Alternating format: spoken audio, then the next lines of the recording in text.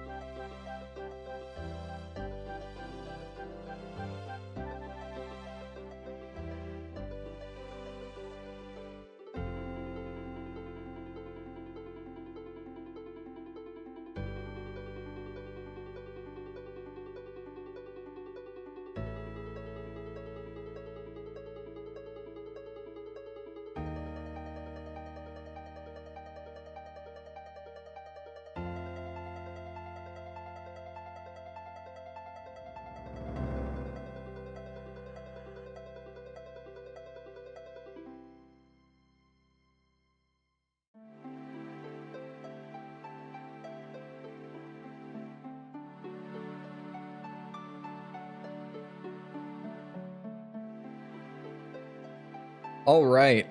Hello, chat. How's it going? Hopefully well.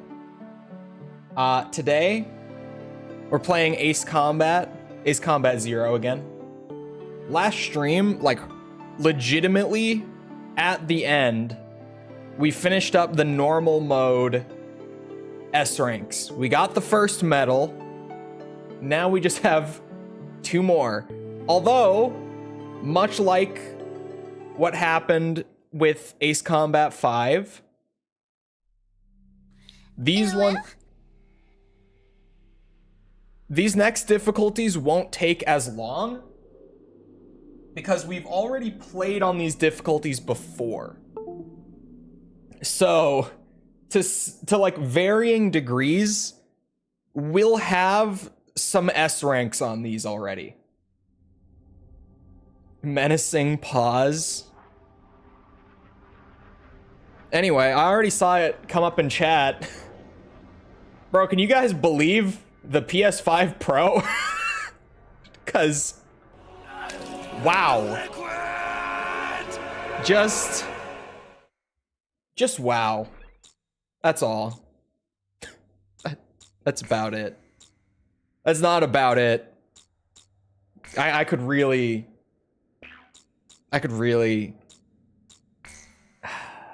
Sony.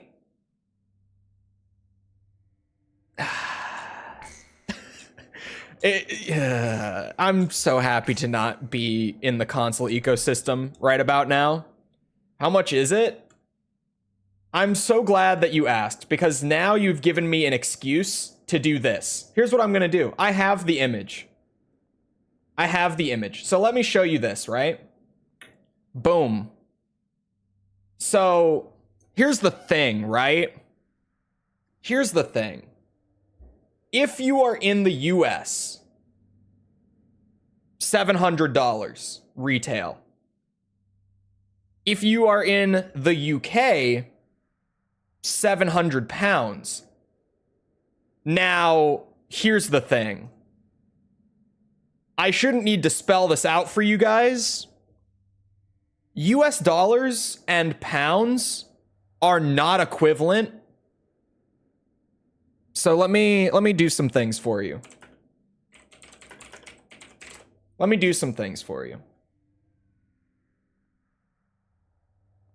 Actually, I need to go pounds to dollars. I did this wrong.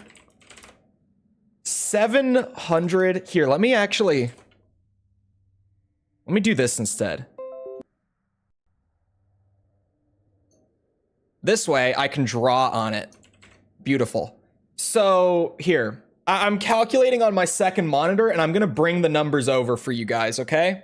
So $700, this is just $700. This is the baseline. If you are in the US, you get the PS5 at its normal price, but only if you are in the US.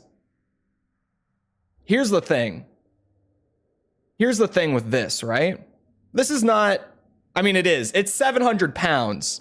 But if we just get rid of that, let's put this into dollars so that you can see just how not equivalent these are. I'm drawing on a mouse, so bear with me. This in the UK will cost you $915 instead of $700. And then 800 euros. Again, a bump. These are not equivalent. If you're in the rest of Europe, this is gonna run you 881.92. This is gonna run you almost $900 if you're in Europe. And now that's yen. That's basically just 120,000 yen. I'll just round it because it also says includes tax. So it's not too exaggerative. If you are in Japan, it costs $842.69. Nice. These prices are not right. And then chat, hold on, because enhance.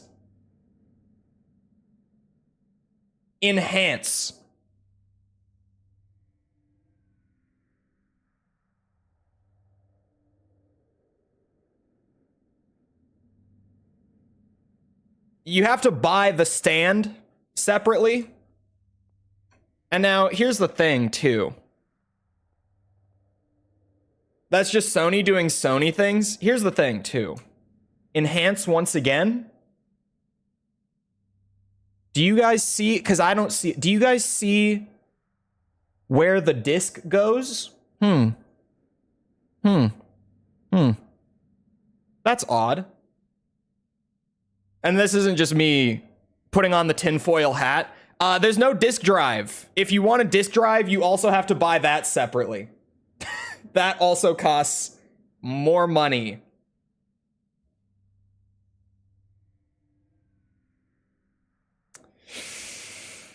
Yeah.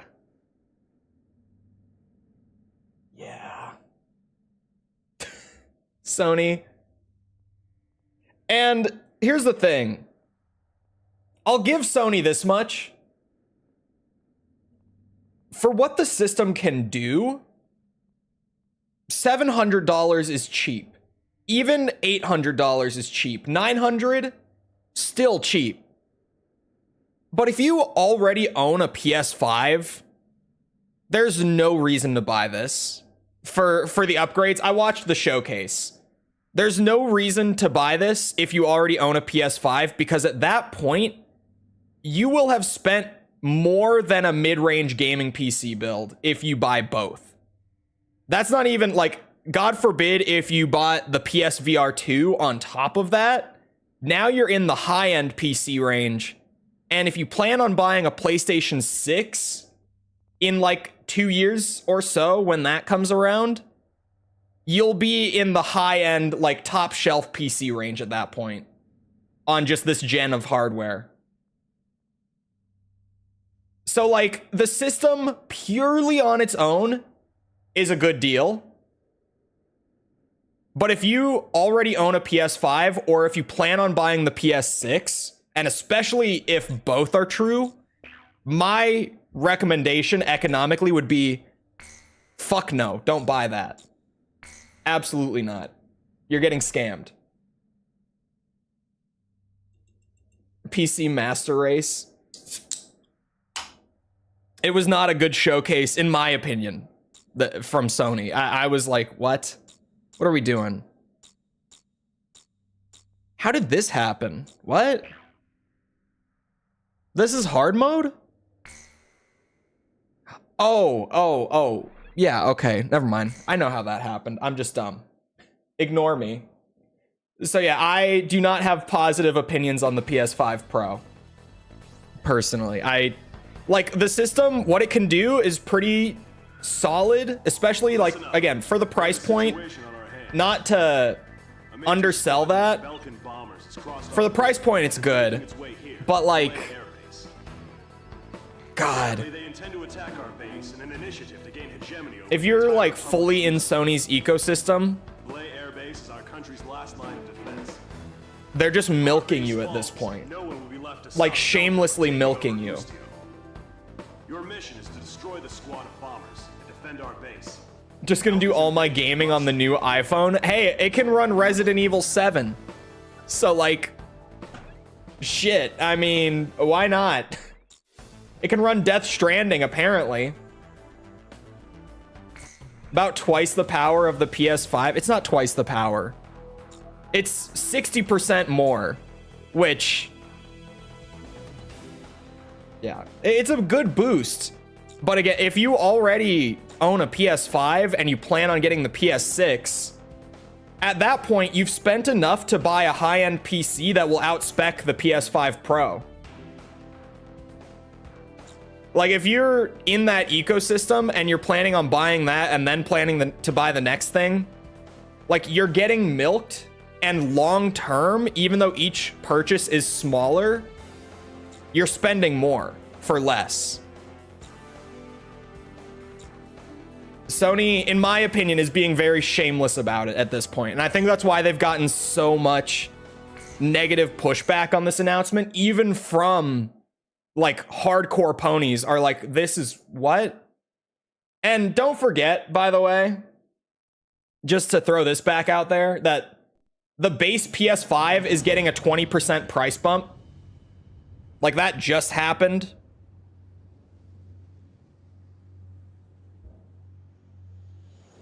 So, yeah, I don't know, man. I think this is a big Sony being assholes moment. And also, I should throw back out there again that the large consensus from the dev sphere is that the PS5 Pro is completely unnecessary, and the base PS5 was still capable of doing more than it was being used for. Like, they hadn't even really met the potential of that system yet. Like, devs have been saying pretty much since the rumors started about the PS5 Pro that there's no real reason for it other than Sony just selling more units.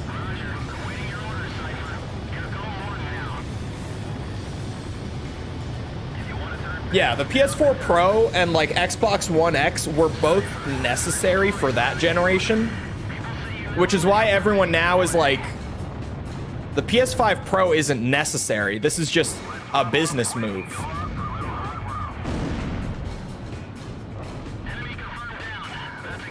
Oh, and also, this isn't like the system itself, it's the game, for the record.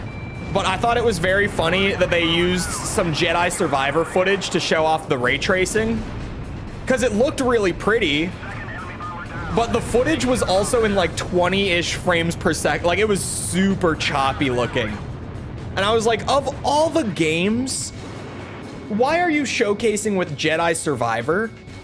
Like, one of the most notoriously terrible running games of recent years. And yeah, the footage ran like shit. Like, it looked awful. Again, that's not the system. I just thought it was funny that they chose that game. 20 is plenty as long as you have ray tracing. I don't know what the choice was. I don't know why they even... I guess just because Survivor was getting an upgrade. Because here's the thing. we got the list. I should actually go pull up the list. They gave us the full list of games that will be enhanced on the PS5 Pro. At launch, that is. It's not a lot. I want to say it was like, I think it was like 10 to 12 games ish. Hold on, now I have to go find it because I don't want to be wrong on that. I think I saved it. I probably saved. I did not save it. God damn it. Hold on. Oh, here we go. 1, 2, 3, 4, 5, 6, 7, 8, 9, 10, 11, 12, 13. It's 13 games. Here's the list. Here's the list of games that will, at release, have enhanced PS5 Pro applications. It's Alan Wake 2, the new Assassin's Creed, the Demon's Souls remake, Dragon's Dogma 2, Final Fantasy VII Rebirth, Gran Turismo 7, Hogwarts Legacy. Anyway. Horizon Forbidden West, Spider-Man 2, Ratchet & Clank, The Crew Motorfest, First Descendant, and Last of Us Part 2 Remastered. That's the list of like actual PS5 enhanced games. Anything else I think is just going to be like, you can run the fidelity mode from like base PS5 at 60 FPS in most cases. Because I'm sure there will be exceptions to that. Granted, it's only roughly a 60% boost. But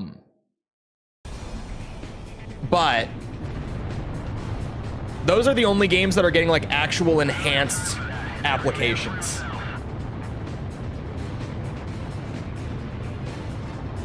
That will do 1080p at 100 FPS. That's kind of what I'm saying. Is like, at this point, the PS5 Pro is really pushing Sony into the territory of, if you want to buy this, genuinely just buy a PC. Because at this point, you're not even getting like as much of a bargain. You're still getting some of a bargain, but it's like I said, if you buy that alongside anything else, like alongside if you've already owned the base system and if you plan on getting PS6, you'll be well over a good gaming PC, right? You don't have to build them. You don't have to. Honestly, I built this one and it was such a pain in the ass. Like, I did save money, but this one in particular, there were complications with it when I was building it and it was such a pain. Like, next time, even though I'm perfectly capable of building them, I might just not. I might just pay for it next time. The AI upscaling can be applied to anything. Here's the thing. In my opinion, I've played around with some AI upscaled stuff on PC. It can look good, but I feel like it only looks good like half the time. Unless they have like genuinely the most insane upscaler that I've seen so far, I would have very low expectations for the AI upscaling. My first impression was he had potential. Just because I want to know how. It is one of those things where once you do it once, you'll be able to do it every other time. Like, once you just buckle down and do it, then you know how to do it, right? Your efforts will not go unrewarded. Your actions may well decide who wins the Belkan War. I, for one, will be counting on you. Should, of course, go to a trusted shop. Yeah, it costs extra to do, like, the build service. Normally, like, what, 200? Sorry, my controller was being weird. It's normally, what, like 200 bucks for a build service? I just heard an alert, but I didn't see it in chat. What was that? Was that a sub? Thank you for the sub. I can't see your name. I'm sorry. We must regain control over Route 171. Just keep up. Yeah, also, if you build your own, then it's super easy to just, like, if you want to just upgrade 1 or 2 components at a time, it becomes so much easier for you to just do that because you already know how everything works in there. And Destroy the Belkan ground units. I think if you do build your own PC, like, I get that it's scary, Our forces and the but if you just take your time with it and you like use tutorials and stuff, you'll probably do it right, and then you'll know how to do it.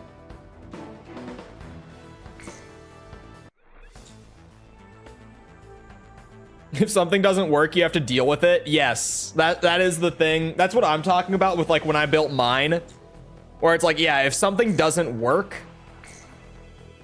you've just got to figure it out.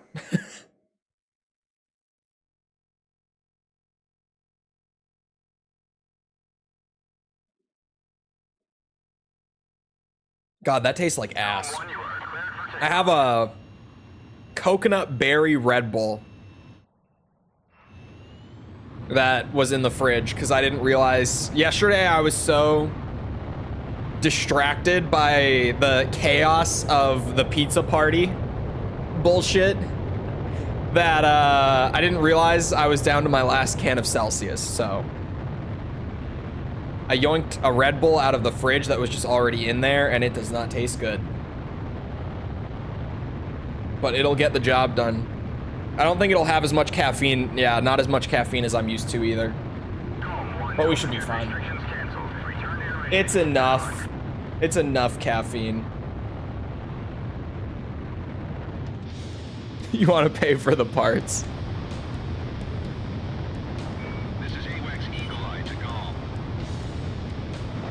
Red Bull on its own is nasty, but coconut berry, yeah, I don't know. I don't know what kind of berry it is, but it's weird. It's a weird flavor combo. I feel like if it was just berry, it would be fine. If it was just coconut even, it would be fine. But coconut berry's kind of weird. I'm not loving it. Not feeling the coconut berry right now, man. I should have brought air to grounds.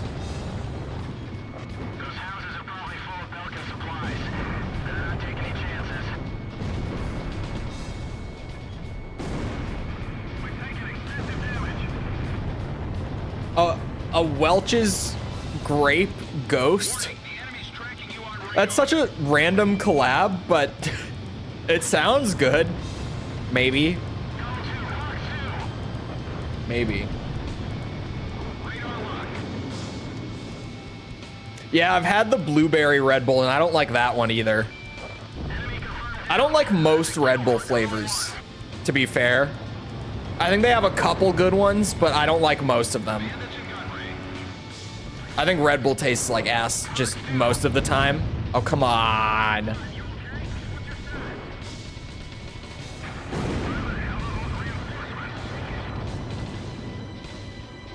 The grape Celsius is awesome. That's true. The grape Celsius is very good.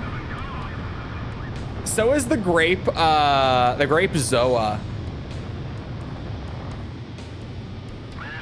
That one's also very, very tasty. And Zoa is a very, Zoa's flavors are kind of weird because they're normally fairly weak. Is kind of the best way I can put it.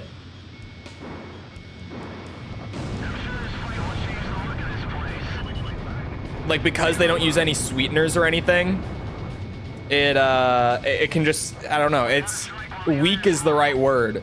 It's the best way I can describe it.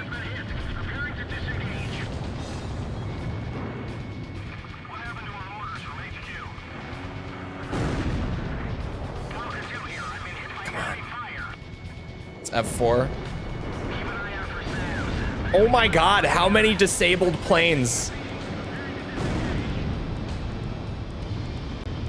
That was like the 4th in a row. Oh, I'm flying the wrong way. I love the way that the Burkett looks. This is a sweet plane.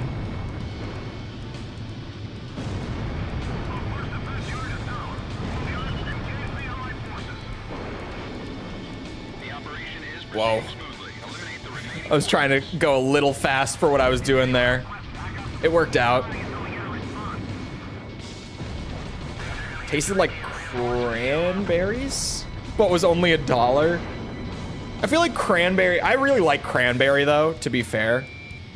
So I would probably not mind a cranberry energy drink at all. But flavoring can always be kind of weird. We are on hard mode, so I don't like, we're not in a spot where I can't take any missiles, but I need to get used to respecting them again after playing on normal for so long. Missile break.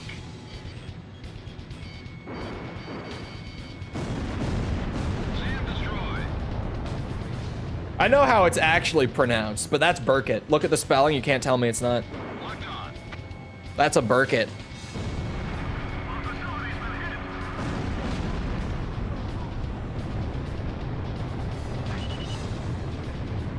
Come here. Launched. Activate guidance. Both of them? Both of them. Both is nice. Oh, chat. You want random miscellaneous news of the day? Just random update of the day? Guess this. Or guess this? Get this. Get this. This morning, took a little break from work, played about 30 minutes of the greatest game of the year so far, Tekken 8. I got my Devil Gym to, what's it called? Tenryu, the highest red rank. Which, while it's not my highest, it's not even in my top 3 highest ranked characters, I'm very proud of because it's fucking Devil Jin, who in the current state of the game is pretty terrible. Like, he's genuinely a bottom 5 character. He's just not good, and his execution is so high, his game plan is so weird. So I'm proud of it. He might not be the very top of my characters, but we take those. Diablo Yim. And I clipped the round that I promoed on too because it was disgusting. I got a perfect on my on the round that won me my promotion. And it was a particularly nasty perfect. Hold on, my easy S rank. My file, oh, that's my camera. My file, it is on my main monitor. No leaks in this house. We don't leak anything here. I knew it. I was like, if I open file browser, it might pop up over there. Here we go. You guys ready for this? I'm getting distracted so many times already, but check this out. I just randomly thought back to this. This is why this is coming up. Check this out. This is not the round. This is just the start of the clip. 30 seconds, right? This is the round.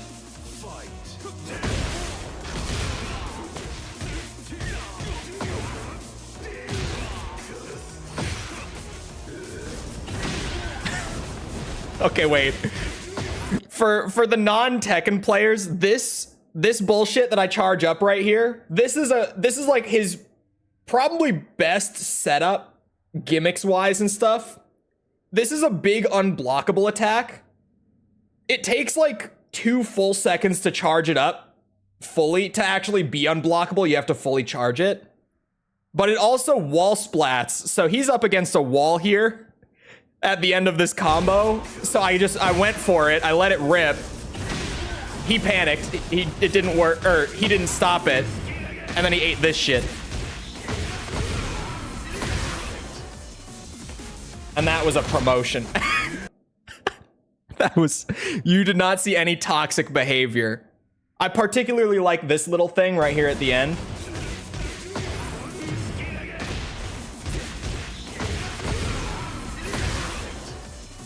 He just got stuck in that corner so hard. Like, I almost feel bad, but it was for my promotion, so I don't feel bad.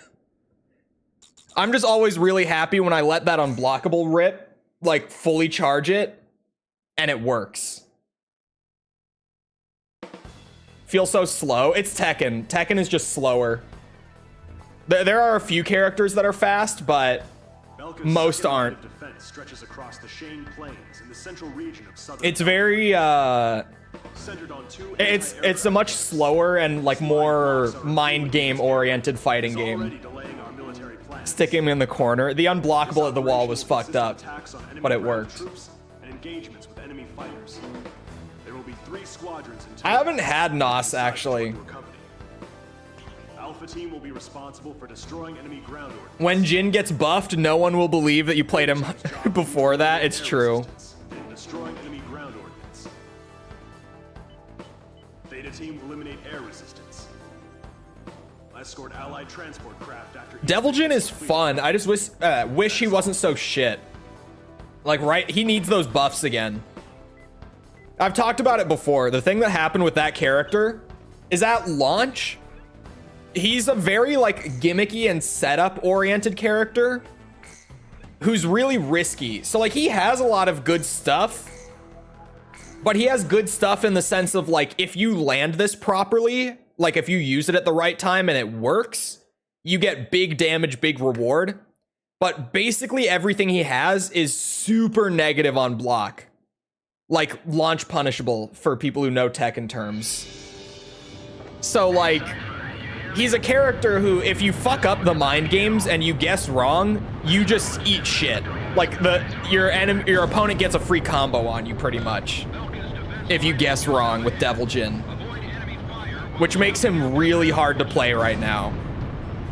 But if you guess right, like multiple times in a row, like I did in that clip, you saw big damage, big success. So he can be super fun and satisfying when he works, but his execution's also super high. Like his inputs are really weird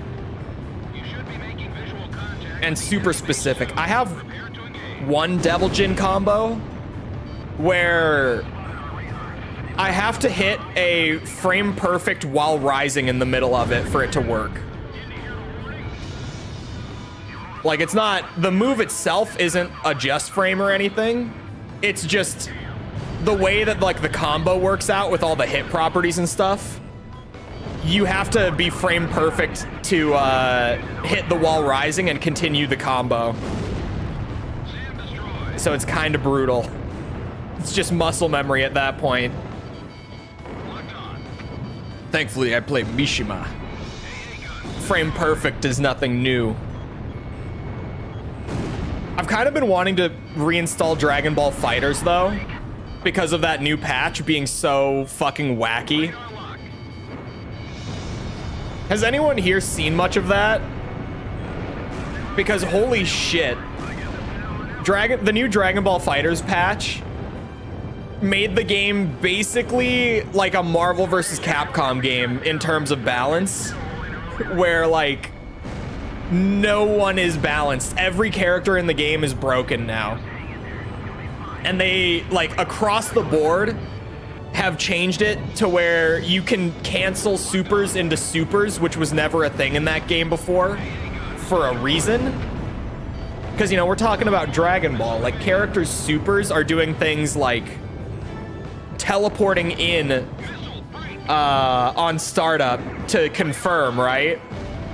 So if you can hit them with one giant beam that launches them across the screen, and then you can teleport in to hit them with another giant beam, guaranteed, things break really quickly. And it looks super fun, but super busted. But I'm kind of worried that they're going to patch it again and undo all of it. So I kind of want to go and play around with it while it's still there, you know?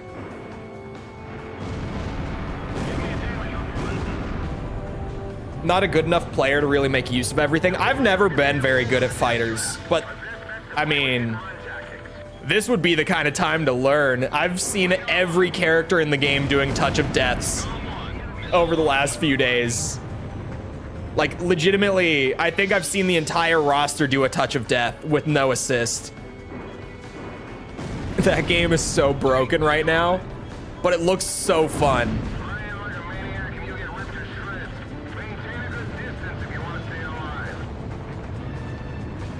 I also saw that they made base Goku's command grab full screen. Like, it used to just go a little bit ahead of him to like try to catch you out with a command grab. Now it will go full screen. He'll just launch across the entire arena and command grab you, which is insane. Which is as insane as it sounds. Like, when you actually see it in action, it's wild. What was that? Something flashed again. It looks super fun.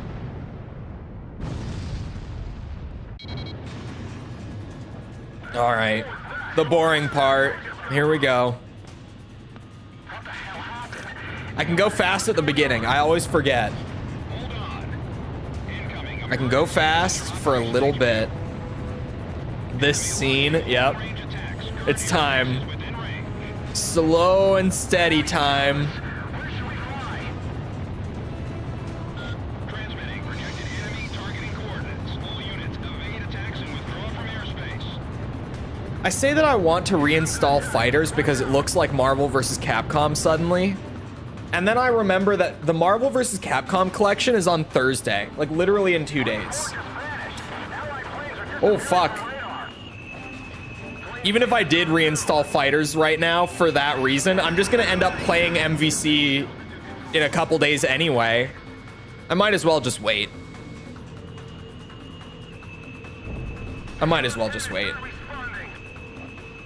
I like how XI is leading. Bro, I'm shocked. Do you guys know what XI is? Forgot MVC is this week. I know.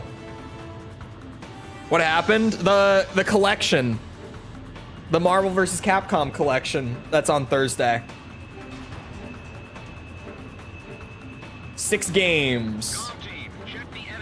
For, what was it? $50, I think?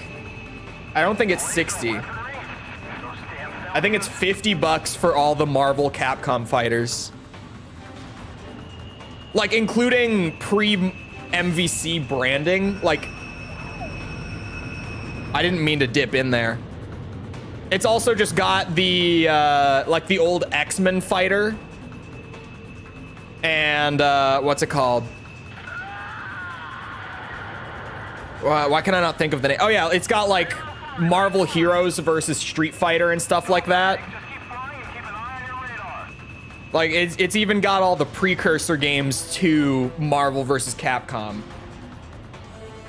That was close. It was a little scary.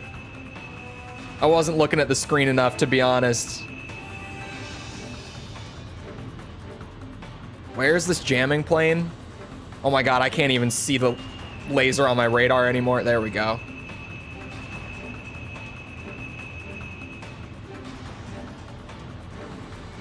There he is. All right. Just be patient. Wait for it.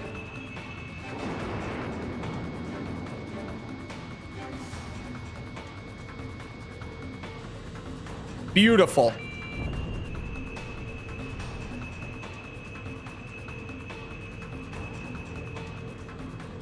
Galm Team, evacuate to the south immediately. X-Men Children of the Atom, Marvel superheroes, X-Men versus Street Fighter, Marvel Heroes versus Street Fighter, and then MVC 1, 2, and The Punisher for I forget that The Punisher's also in there.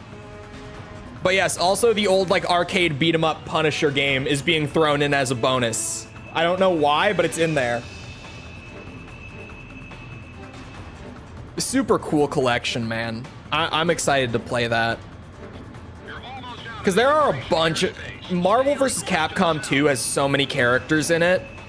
And I basically just played, like, Iron Man, Spider-Man, and, Wolverine when I was a kid. And, like, now I want to go in and try, like, totally new stuff. I want to go and try a bunch of characters that I'd never tried before. I especially want to play some Jill Valentine on it.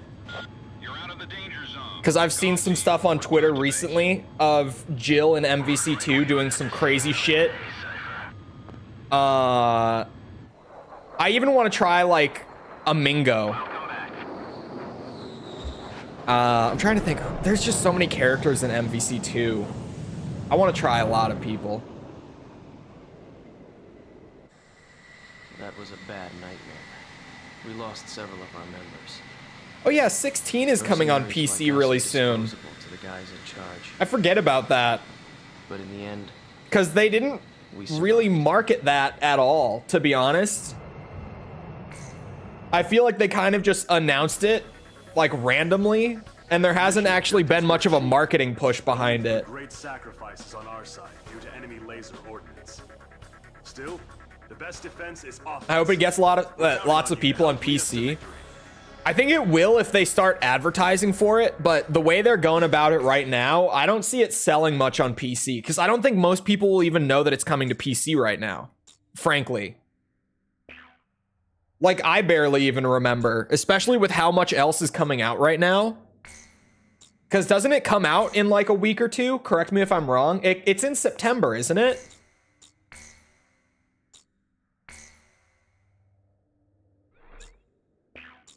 So like with it coming out in the middle of like the big release season of the year, if they don't advertise it, I don't think it's gonna sell.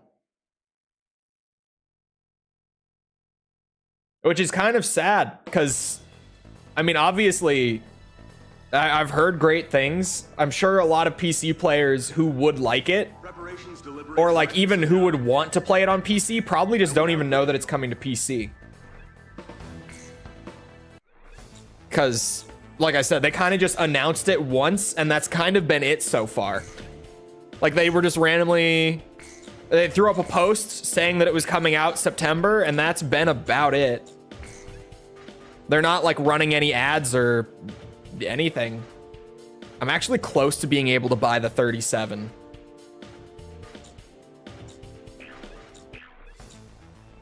Combat will be smooth. Yeah, it's one of those games that, like, being free from the PS5 will be awesome.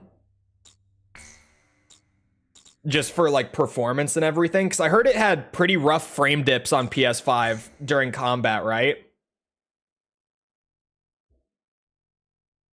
You just made me buy Ace Combat 7. I did no such thing. You did that. Don't put this on me. I didn't do that. The Belkan forces are beginning, but hopefully you enjoy it. The industrial city of very rough frame dips. Yeah, I heard it was pretty brutal with especially I don't even know what it's called, but when you turn into the big monsters and stuff, like those giant fight scenes, I heard that those dipped hard. The operation will primarily involve the bombing of ground facilities by the Allied forces bombers. Your mission is to support those bombers and attack enemy facilities. It would make sense though that Sony paid for all the marketing and such. I could definitely see that. You know what else is coming out soon that I keep forgetting about? That Dead Rising remaster is also this week. Oh, what the? Why'd it do that? What? Foul language. Oh, I see it. I see what made the bot trigger. Hold on, I'm gonna patch the bot in real time. Give me a second.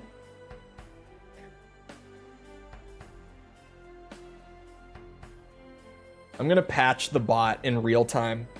I also don't know why it gave a longer timeout than it's supposed to. Let me undo it first. There.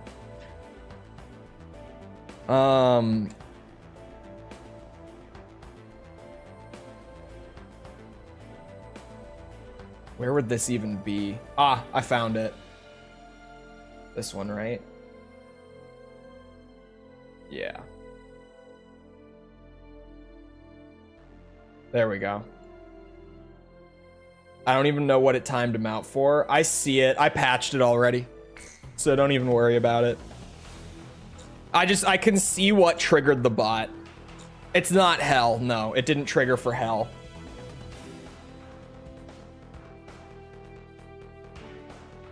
Anyway, I can still read it, thankfully. I played the hell out of Ace Combat 2, and just this year rediscovered my love for the series. Ace Combat 2 has such a beautiful simplicity to it. Timing everyone out who talks about love because it itself cannot feel it so deep. That's that. You know what, Sepper? I think you're onto something. I think you're onto something. Soul Reaver 1 and 2 are getting a remaster? I did not hear about this.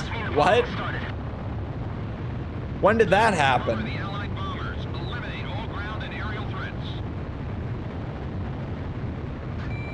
Oh, also, since Sony did their Tokyo Game Show thing today, I just, out of obligation, I have to say it, chat. I have to throw it out there. No Bloodborne.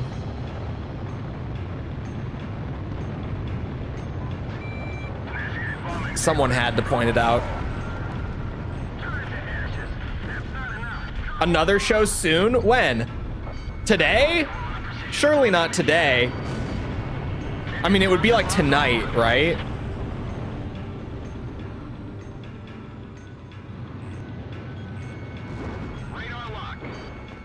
Oh, it got leaked. Okay. Yeah, I didn't hear about that. Oh, fuck. Is that part of Sony's Tokyo Game Show? Soul Reaver remasters? Locked on. This is PJ. Something strange is going on down there. The number of burning areas just suddenly increased. Oh, you're right. It's not even Tokyo Game Show. They just randomly did that shit. Wait a second. Why did I think when I saw that? I was like, oh yeah, Tokyo Game Show's today. Some Belkan planes are giving us trouble. Take down those planes for us. A tomahawk just hit the city. It is the end of September. My brain was just like, oh yeah, this was what Sony was there for, surely. And it's September.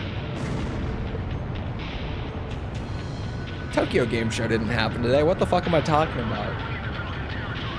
Like, as I was as you were saying like more today, and I'm like, wait, or not today. You said another show soon, and I was like, is it today? I was sitting here thinking, I'm like, wait, but it would have to be tonight because like right now in Japan, it's like 6 a.m. or something. And then it hit me. I'm like, wait, why would they reveal it at like midnight in Japan if it was it was hitting me in real time.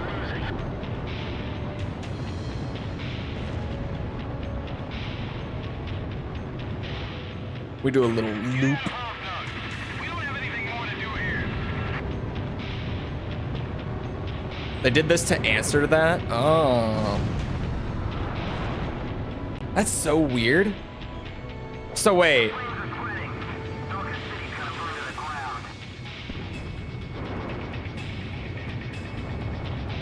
They showed it off today purely because it leaked early. Hiccup. I was trying to hold that. I knew it was coming.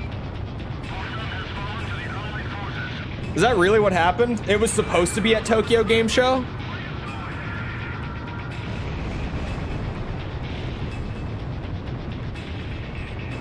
Oh god.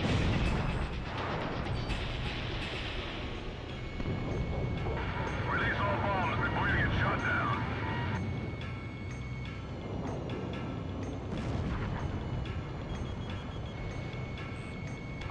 Johan, make some space on the truck bed. There we go. How am I supposed to do that? They're carrying a wounded soldier.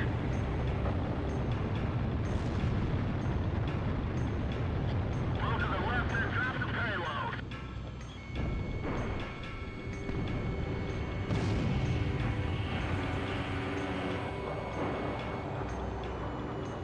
This can't go on any longer. I have to stop these bombings. The city's going up in flames.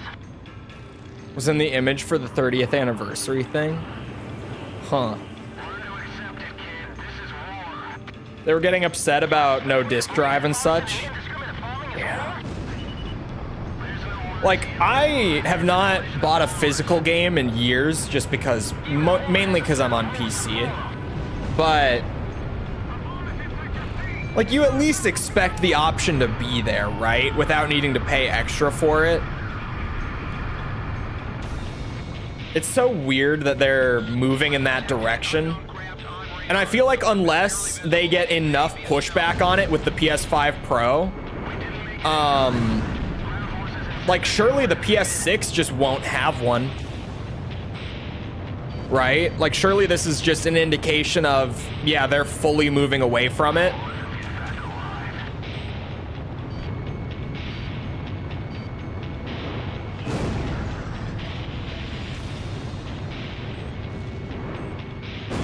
Oh, that was very nice. One of the nice things about the PS5, yeah, I don't... Like, even if you're not the kind of person who buys physical all that often, like, the option legitimately not being there kind of sucks, right? Like, them just entirely removing the option, unless you pay extra for it, is shitty.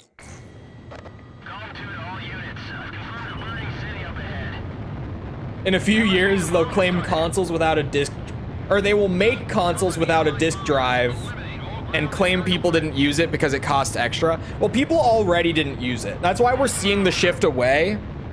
Because industry-wise, like, if this is a very real thing. Some people have like a tinfoil hat about it all being not legit, but it's very real that the vast majority of game sales in the industry nowadays are digital.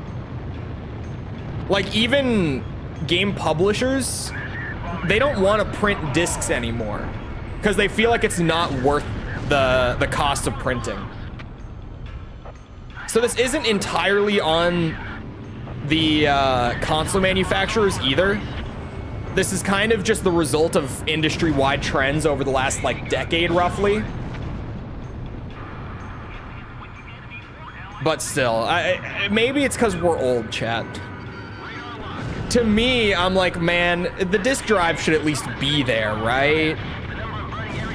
But maybe that's just because I'm old. You know, me in my old boomer age. All of my wisdom about the old world no longer being applicable within the new world. Things are just moving too fast for me nowadays.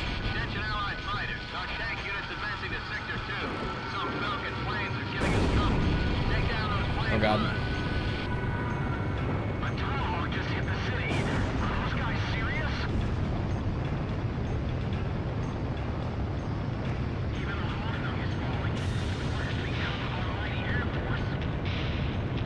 I'd probably buy them if PC games still got physical releases.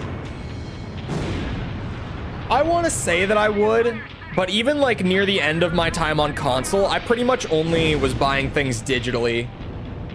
Just because of the convenience, right?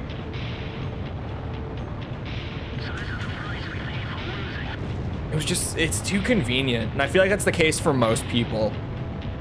Like, why go out to Walmart to pick up the game when you could just like sit down in your living room and open up the store page and like, boom, there it is.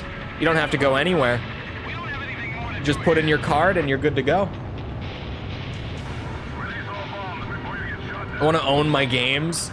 The thing is, you do own your games. I've talked about this before. Like, in all technicality aside, you do genuinely own them. Because, well, console, I guess, okay. Console is different, actually. Because when I've talked about it, I talk about it from, like, a PC perspective.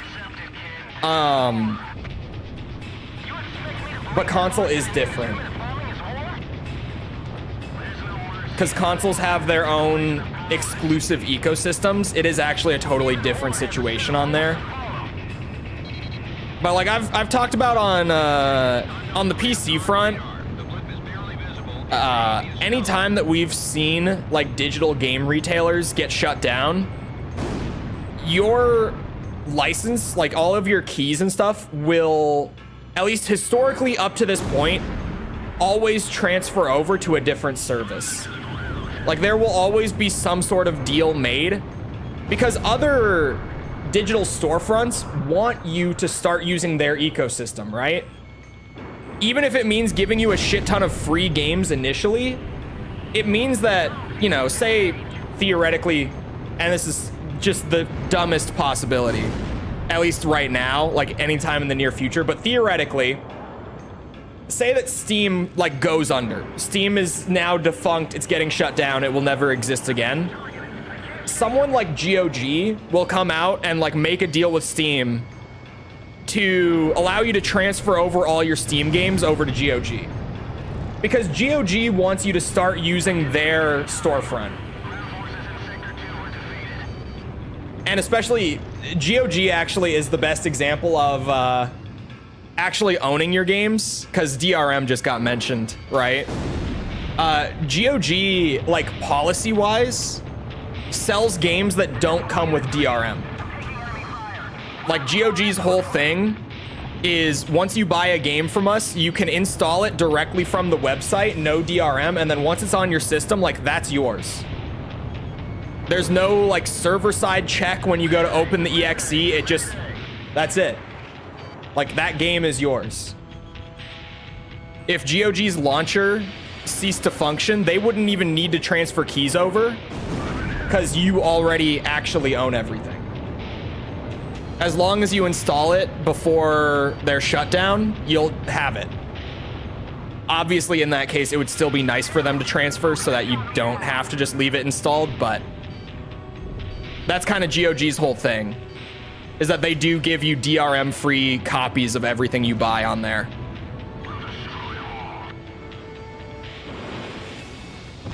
There we go.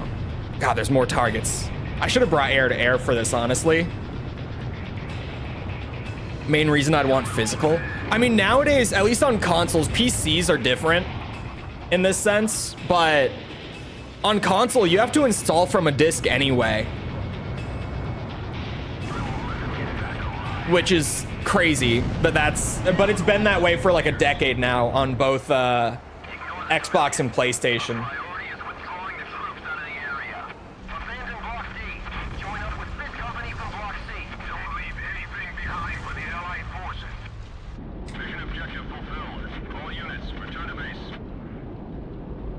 That's why GOG has few AAA games in comparison. Yeah. Nobody knew why they were fighting anymore. But if they couldn't sell on Steam anymore, and GOG was offering a deal like that, their options would essentially be go with GOG or stop selling on PC.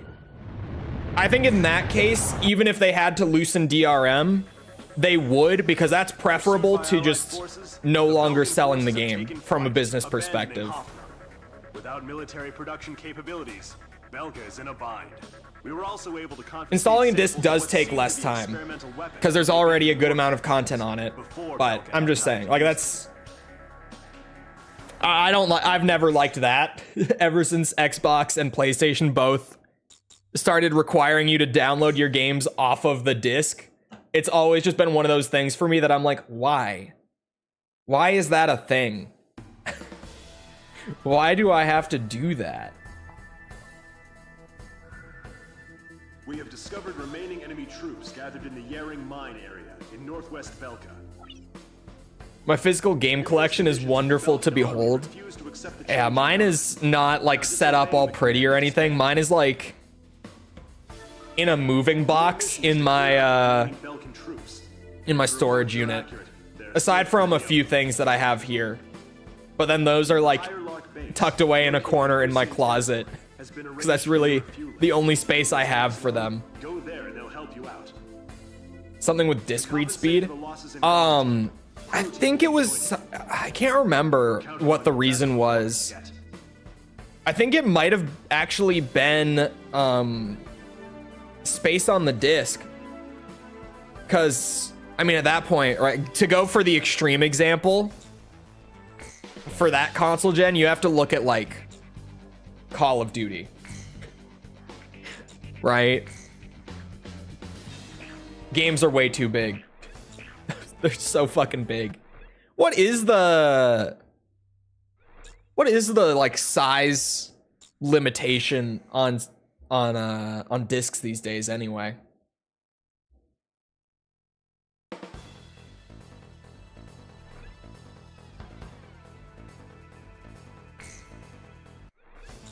I just won't break it. That's true. I don't even ever think about that, but that is actually a fair point of like, yeah, I guess same shit kind of happens if you like have a disc that just gets fucked, right? It's like, what do you do then? It's just, it doesn't work. I've never even thought about that. I'm being completely genuine. Like this is only now dawning on me because you've brought it up. 120 gigs on dual layer Blu-ray. Yeah, what's the, hold on. What Call of Duty game has the largest install size? I'm going full no. I'm getting all the clickbait articles about Black Ops 6. Fuck's sake. Numerous divisions of the Belkan army refuse to accept the change in government and are disobeying the command to disband. Well, there goes that. Let me just take a guess. Let's go Call of Duty Still plenty of them. Black Ops 3 The higher Lark base, located in install OC size has been arranged for your refueling. If your tank is low, go there and Yep, help you it's out. 180 gigabytes. To compensate for the losses in Galm Team, Pro Team will be I said we were going with the full extreme here, and I wasn't bullshitting. 180, dude. Holy shit. You ever get the secret jet that has a laser? Oh yeah, we abused the shit out of it to get all the S rank medals. Well, to get all of them quickly, we could have done them without it. Just using the laser made everything go so much faster when we had to do what? It was like 130-ish S rank runs on AC5. The laser sped things up quite a bit. Is under 70 with the DLC. Yeah, I remember Doom Eternal coming out and being like 50 gigs was crazy, especially for how good that game looks. Just fidelity wise, Doom Eternal has really, really high quality like textures and everything. And so when that came out and it was like, I think it was like 54 gigs or something prior to the expansions coming out. I remember a lot of people talking about how crazy it was that that game was that size. Talk about another plane that I love. Su-37. This thing is also beautiful. I don't know if it's better than the Burkett, but we'll see how this goes. And I like to play polo. You know, the game with the horses. Maybe we should get going now. The return line is I wonder if he says that thing about polo in the original translation. It just feels so random.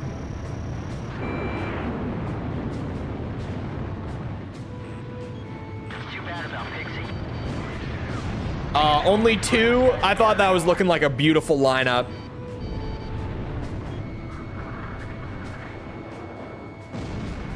God damn it. Come here. Oh, come here. Can't cross me up like that. He's doing it again. God damn it. Come on. Calm 2, Fox 2. Machine gun it is. Oh, he's going too fast. Never mind.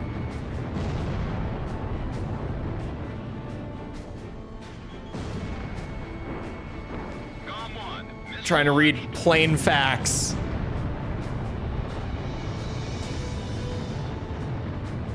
Became a different variant called the Su-35S that became the main production jet. This thing never went into production.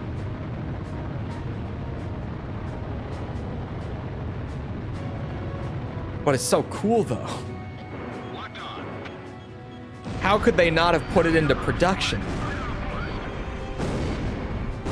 That did hit. Beautiful. Wasn't PJ the Black Power Ranger? I wouldn't know. Man, I didn't even watch Power Rangers much when I was a kid, but when I did, I would have been like fairly young. I never was super into it.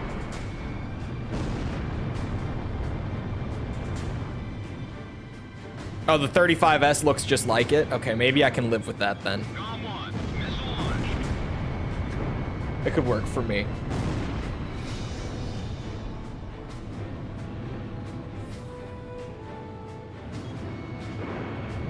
Box 2. Yeah, the pre-order bonus thing I've bitched about a good bit. Especially, well, because when I was doing the videos, like obviously you have to play Ace Combat 6 on Xbox, which was fine. You know, I booted up my Xbox, hooked it up to the capture card and everything. But then it was like, oh yeah, there was a digital Ace Combat 6 only if you pre-ordered Ace Combat 7 on Xbox. You can't just buy it. So I had to eBay a copy instead. And then the eBay copy got like delayed when it shipped, and it took forever to get here. I've mentioned before that I actually had to do the Twin Snakes video, the Metal Gear Solid Twin Snakes video, a week earlier than I had it on my calendar.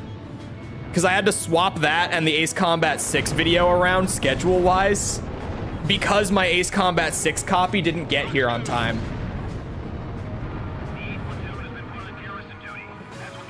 I was not very happy. I take my calendar very seriously. I was gonna say Mr. eBay, but just whoever sent it to me from eBay. Actually, the guys who sent it to me on eBay seemed great. It was like a local game shop in like Florida somewhere.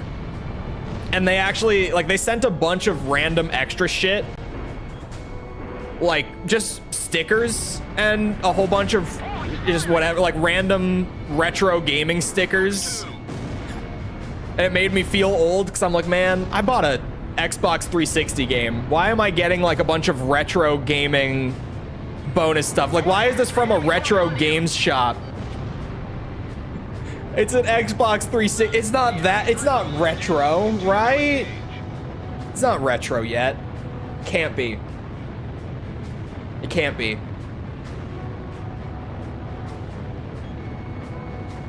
Missile launched. That is one huge facility. It's not retro yet. I refuse. Enemies locked onto you. It is. It can't be. Galm 1, missile 360. You're telling me like the original Gears of War is a retro game now? I refuse. PS2 games, I can accept that. But not the 360. Not the PS3, dude. Come on. Can't be retro. You're a retro gamer now? I mean, I've kind of just accepted that. Preparing to leave the area. But the 360 and the PS3 aren't retro yet. All we do is carry stuff for the withdrawal. Probably. PS2, no.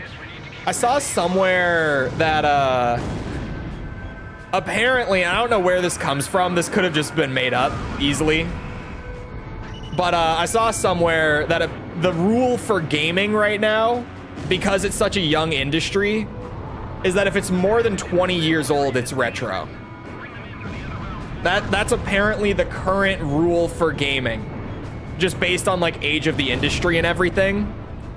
It has to be 20 years old before it's considered retro.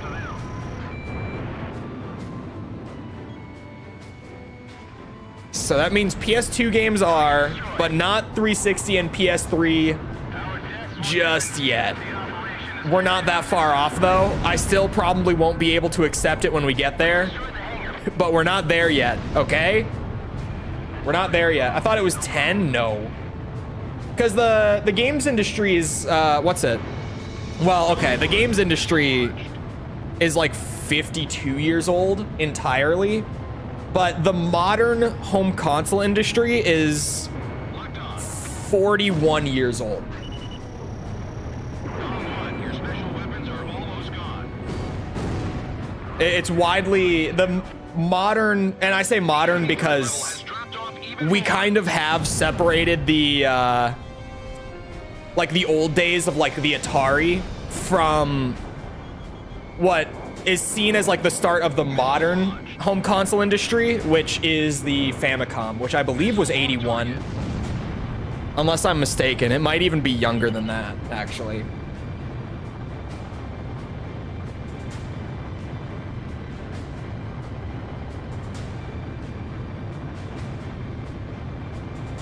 Totally different ballpark. Yeah, but what about now?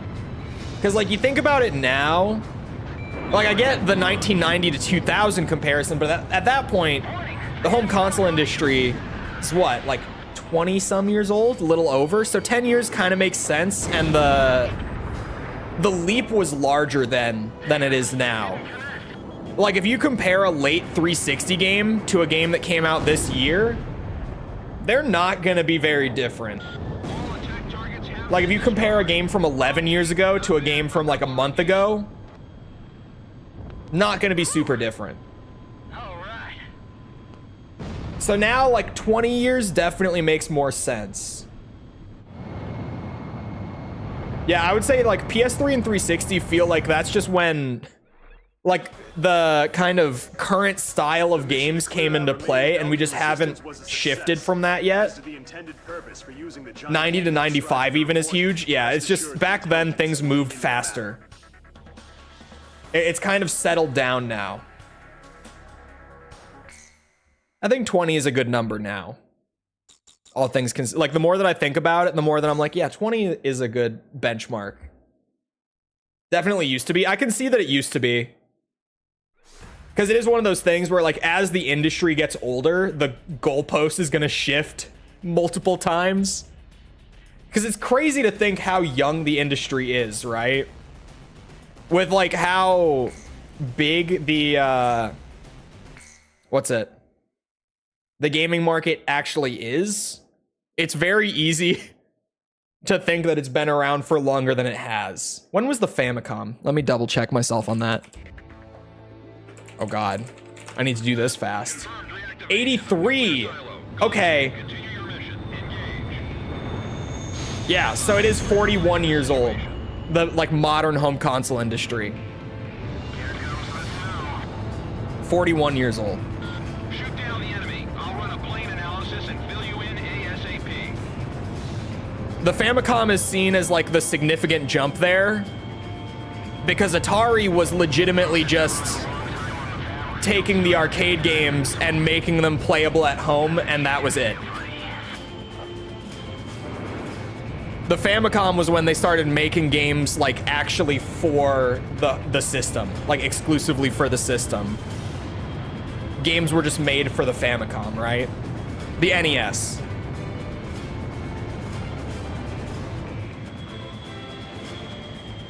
Oh, come on.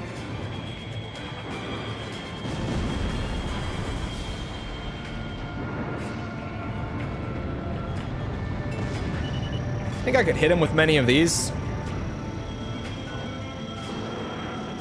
Insta classics are still coming out. True. Like you look at the film industry and you don't really get like instant classics like you do in the games industry, right? Phase 1 analysis complete. Transmission from enemy craft detected. He's controlling the Everyone is much more careful about throwing around like the instant classic label in other art forms. Whereas here, you know, like just this week, Space Marine 2 officially came out yesterday, and there's a bunch of people who are like, yep, instant classic. This is a gaming classic. And I played like 2 hours of it. It's pretty fun.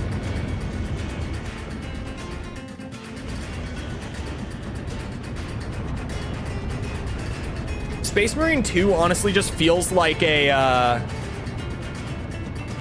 golden era Xbox 360 title. Like that's in the what's it? Positive sense. That's not like a derogatory thing at all. Like in a good way, it feels like the golden era of like the 360. I got to play 2 hours of it yesterday. And now my friend that I'm playing it with is out of town for work until Saturday. So I have to wait, which is fine. I didn't want to play it anyway. I didn't even want to play it.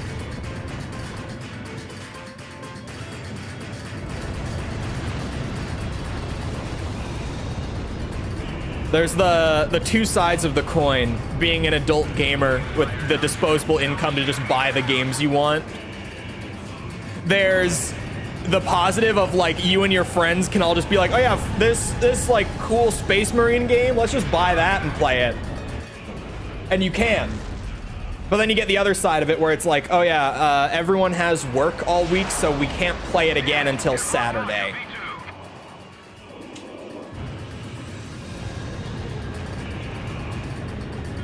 It's a double-sided coin. And like by then, Marvel vs. Capcom's also gonna come out. So then we're gonna all like, you know, get on to game, and it's gonna be, what are we playing today? Are we playing MVC or Space Marine 2? Because both are gonna be out this week. I like how I just keep defaulting to MVC 2. Even though it's the whole collection, it's just my ass knows that that's like realistically the one that we're all gonna be playing. Like, will we play a little X-Men Children of the Atom? Maybe. A little Marvel superheroes? Maybe. But no, we're gonna be playing Marvel vs. Capcom 2. Come on. Co-op Space Marine 2? No, I have to wait. I have to wait.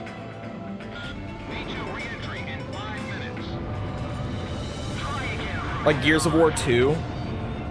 It feels somewhat like it feels tonally like Gears of War, I guess.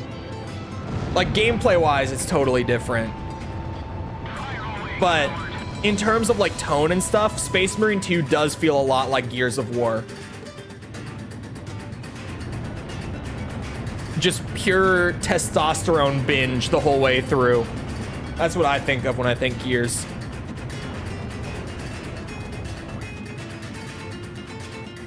I'm not playing Juice Galaxy.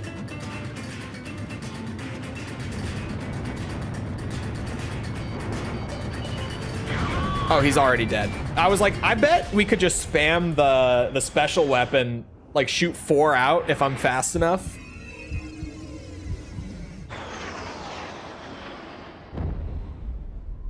I have not played Lethal Company, no. I was going to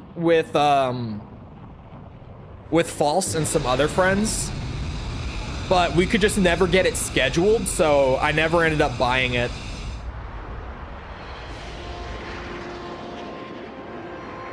Mission accomplished, Cipher. Come on, let's go back home. We want to keep anyone waiting. I feel like the best part of Space Marine 2, like even just outside of the game, is that thing I was talking about like last week. I miss games having like a single player campaign, PvP multiplayer, and like a PvE co-op mode all in one package at launch. Like I guess Call of Duty still does that every year, but that's like the only game that still does that every year.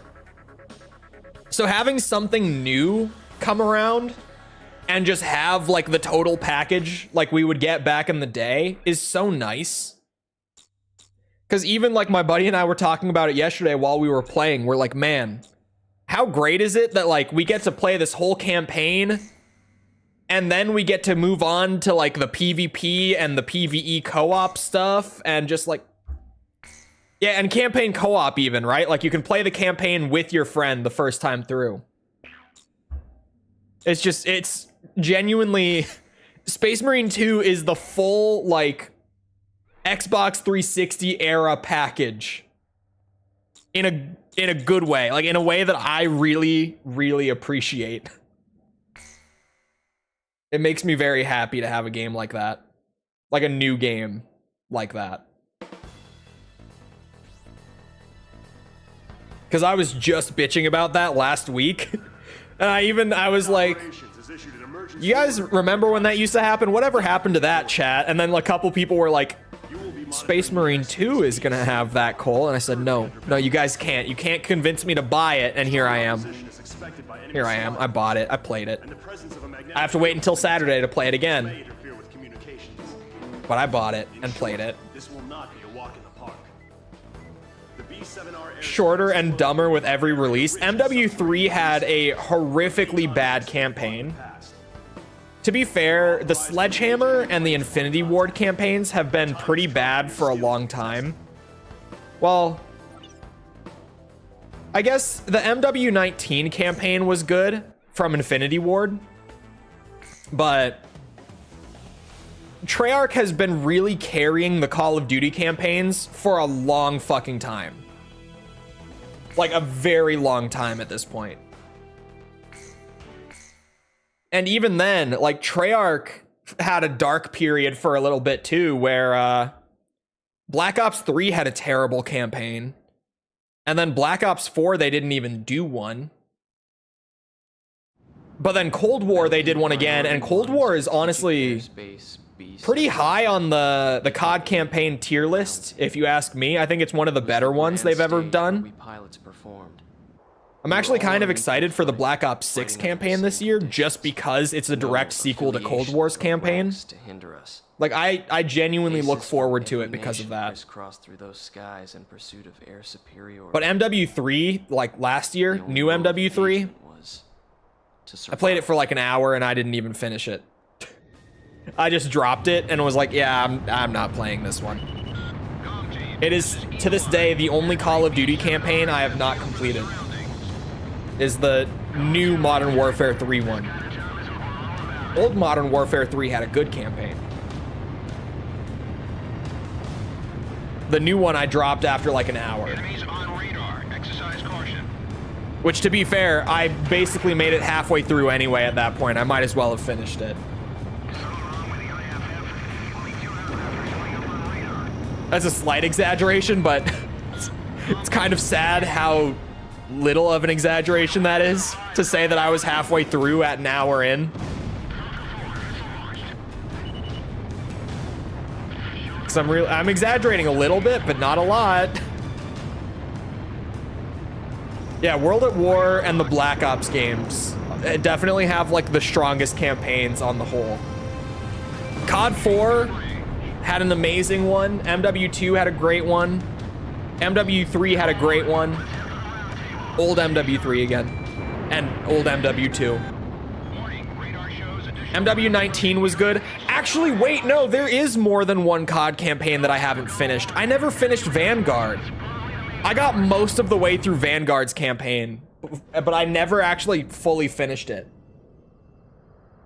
I was wrong. There are 2 COD campaigns I haven't finished, and Vanguard is the other one.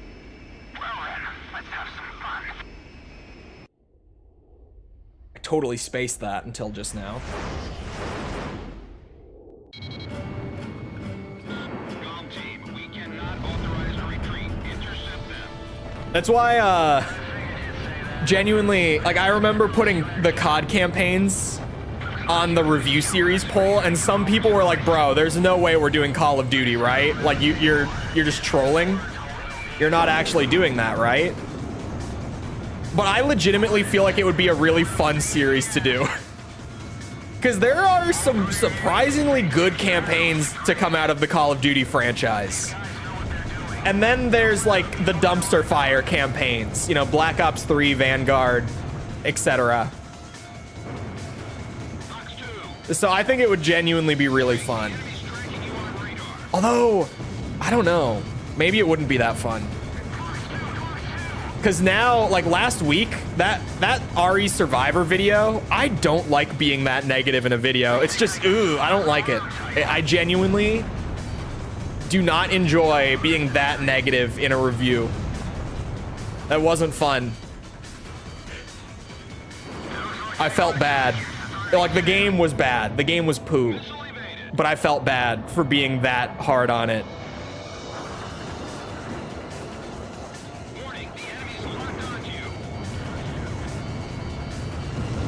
Oh, God.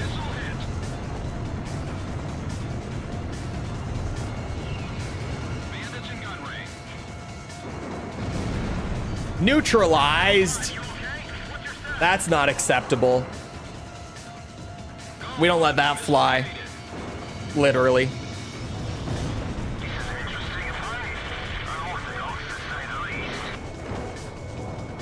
Wow, neither of those?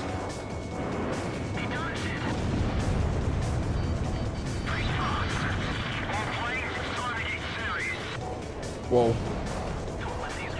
I didn't see one. Oh, God.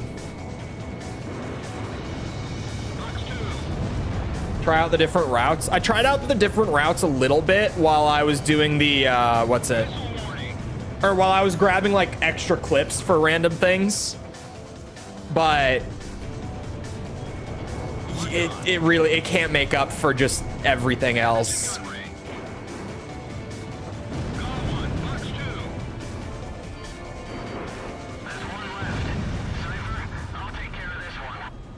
It's a rough game. It's a really rough game. Like I even got some comments on it from people who are like, "Look, I'll keep it a buck, man. I played this game when I was a kid, loved it back then. I gave it a 3.9 if you haven't seen the video yet.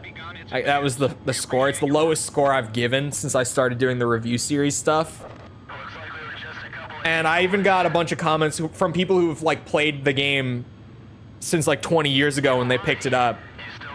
And people are like, yeah, 3.9 might even be too high on it. Like some people legitimately have been commenting, this might be even too high of a score.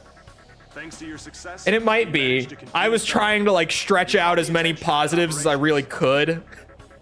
'Cause I don't like being that hard on it. But man, the voice acting, some of the voice acting is just incredibly funny. The your mother bit that's in what's it called? That's in the Umbrella building. That shit is so funny. Like that's genuinely now one of my favorite Resident Evil quotes ever. Is your character's mom calling you through one of the nearby computers and being like, "It's me, your mother." It's so bad. It's in a great way. Like that is so bad it's good voice acting. The objective of this operation is to secure a safe transit lane for the Allied forces. To secure this channel, the Belkan force is occupying the Futuro. Now I'm slightly distracted by comments. I shouldn't have opened this. Choice of missions in this joint operation. Offensive campaign number 4101. If you put infinite ammo on the mine thrower, it gets auto lock and aim. This is an air-to-air surface. What do you mean? Whose objective is to wipe out like the actual projectiles do? and surface weapons. Next is Operation Round Hammer. We got to do air-to-surface operation. Oh. Whose objective is to We don't even have to select. I already selected it from the menu. Surface weapons. I was sitting here like I have to do the middle one. We're on the middle run. Operation Costa. This is an escort. Dropped it halfway through saying I'll get back to it later. It's been over 20 years now. I'll get back to it later. I think one of the craziest things with it too, and to be fair, it's really short, but one of the craziest things is that you can't save mid-run in Gun Survivor. Why? Because genuinely, playing that game, I got to like the 30-minute mark, and I was super done. Like, I was super done. I was like, okay, I need a break. I've only played 30 minutes, but man, I need a break from this game. I'm bored. And then I go to save and I learn that you can't. So if I wanted to be efficient with my time, I just had to stick it out and play the whole thing through in that sitting. And I did. I played another hour and 15 minutes beyond the point where I wanted to be done.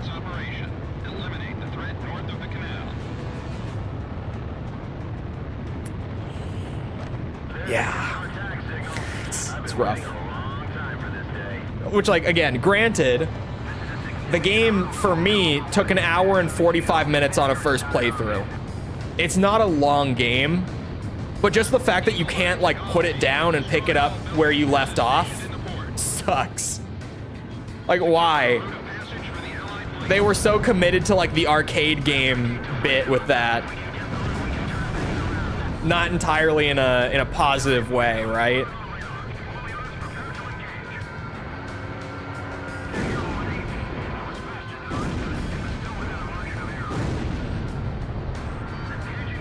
Apparently a digital PS5 at launch in Japan was 43k yen. Okay, well the yen was also very different back then. The yen was a lot stronger then. Japan's economy has been going through it since COVID. So like that was kind of the start of the yen's decline over the last few years, but it's been declining pretty rapidly like since then as well. But it is still crazy if you just look at the raw number. Cipher, don't underestimate the Belkans. They'll do anything it takes to protect that canal. Radar lock. Oop, nope, give me these. Yes. I'm gonna hit the ground. Oh my god. You fire and it lands on enemies automatically. That's crazy. You know what gun I really don't like in Resident Evil 3? The mine thrower. I like it in the remake, but in the original, I don't know. That might make it a lot better. Having it like automatically home in, like the projectile itself, that would probably make it a lot better. Because just as it is, I'm really not big on that thing. Although maybe it's like really good. I never used it against basic zombies. Maybe it's one of those things where like it's bad against larger enemies, but against basic zombies, it's good. I don't know. Because I used to think that the spark shot in RE2 was terrible.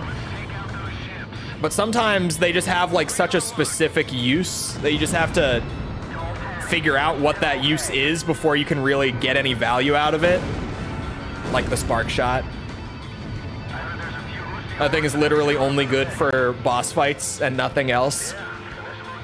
And when it's good for boss fights, it's amazing for boss fights. But it's good at literally nothing else. Like you use the spark shot against a basic zombie, you'll be sitting there for a minute shooting it. You'll burn like 10% of its ammo for the entire game, just killing one zombie.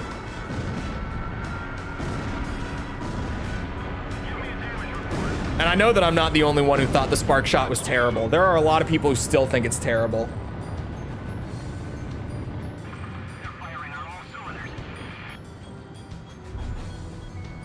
The economic kind. Yeah, Japan got hit super hard by COVID, like harder than most. Because so much of their economy is tourism, right?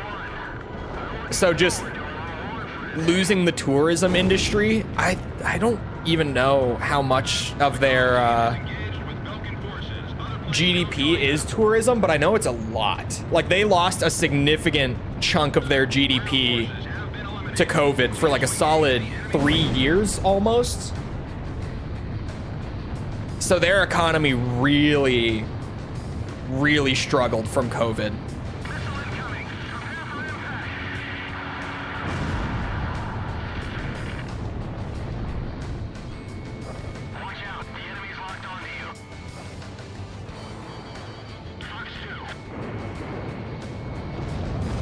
The shots explode immediately. How many shots does it kill a basic zombie in? Like 1 or 2? Because then it might actually be really good. If it's 3 or more, even then it's like, it's okay, that's not terrible, but it's not great.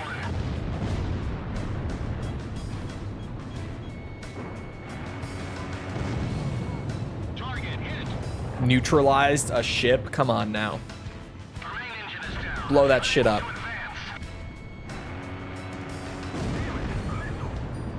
Galm 1 and 2, the enemy forces are almost eliminated. Keep at it.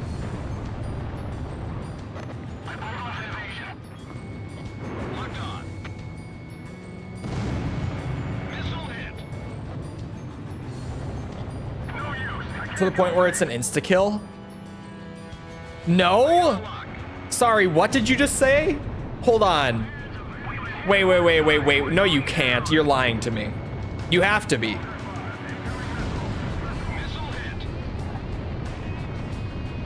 What do you mean you can charge it after?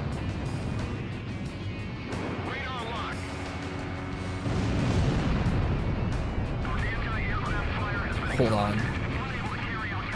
What?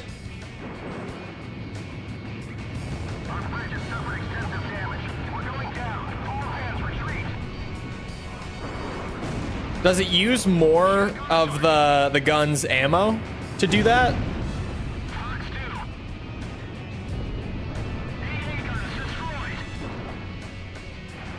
An achievement in what version? It would have to be, does the PS3 version have achievements? Oh, just one shot? The Belkan fleet and ground forces have been eliminated. Nice work, Galm Team. This should make your next operation a whole lot easier. This is Commander Weaker on the Kestrel. We appreciate the great air support. I feel so, hold on. I'm genuinely like,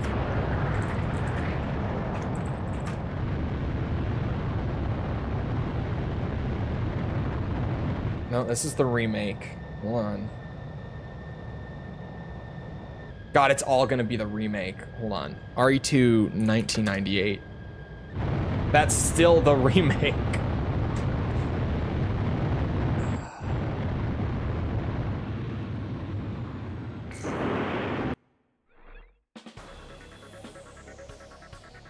I'm reading the wiki page. Hold on.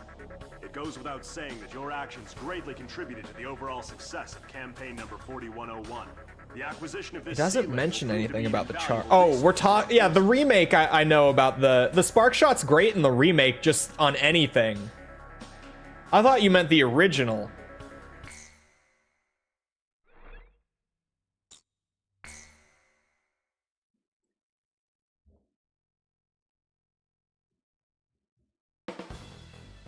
I thought we were talking the original. Or my childhood. Where's Silent Hill on this list? There's a big missing piece here of the survival horror puzzle. To be fair, I didn't have Parasite Eve or Dino Crisis when I was a kid.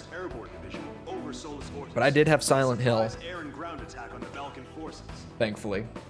This operation will play a critical role in Bustio's liberation. I just use it to save on handgun ammo.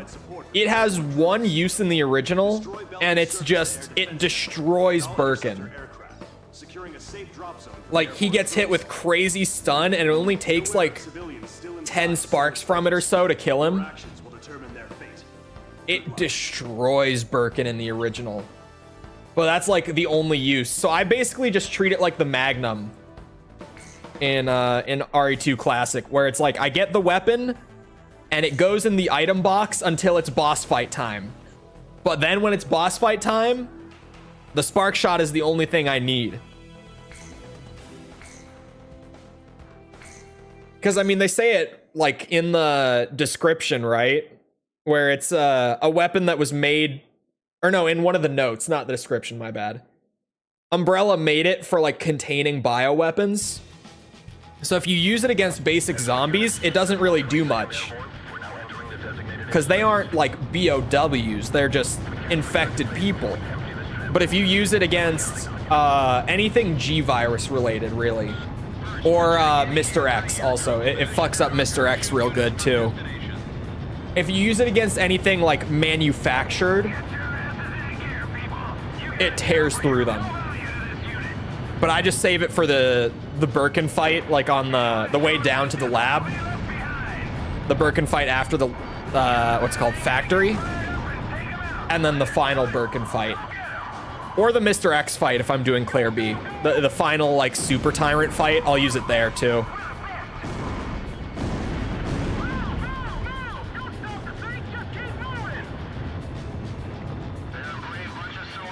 Yeah, Remake 2, Spark Shot's just generally good. It's good at like anything in the remake. Ooh, I almost just crashed into that cliff. Fuck me.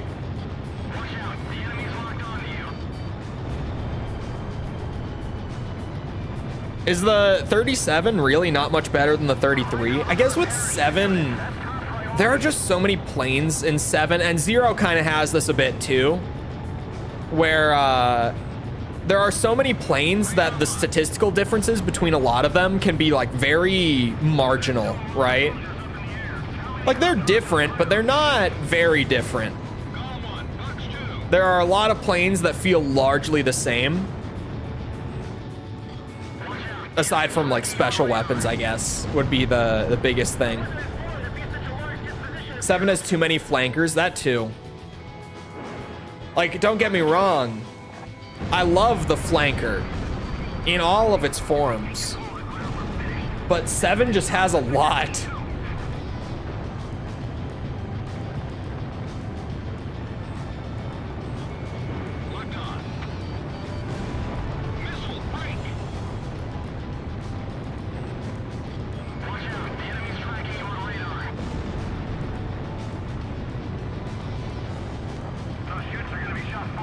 Lacking in attacker planes. It was a weird thing with 7 for sure. Chat, didn't you say that there were like 2 legitimately? Like there are only 2 attackers in the game? Maybe it was 3, I don't remember. Oh yeah, 2 without DLC, that's right. And I've said it before with that one. On one hand, it's weird. On the other, I've always kind of felt like attackers are largely redundant in Ace Combat. Because, like, you can just get a fighter with a good air-to-ground special weapon. And that's way better than any attacker will be.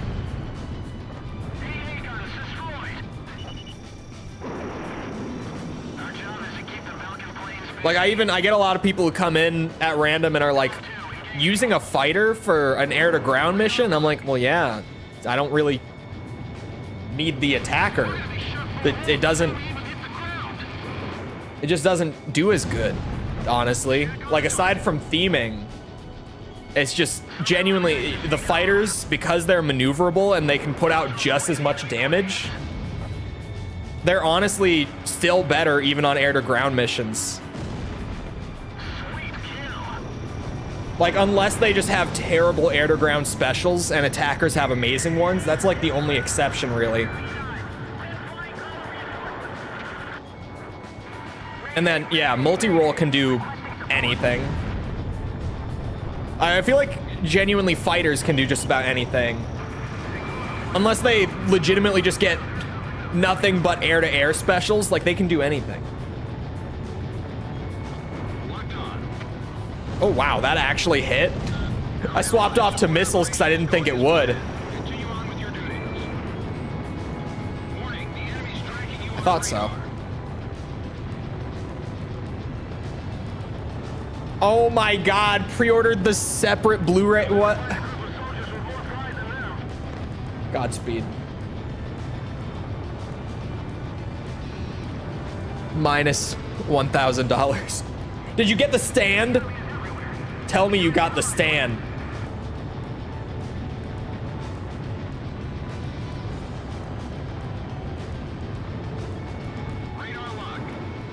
£99? Fuck.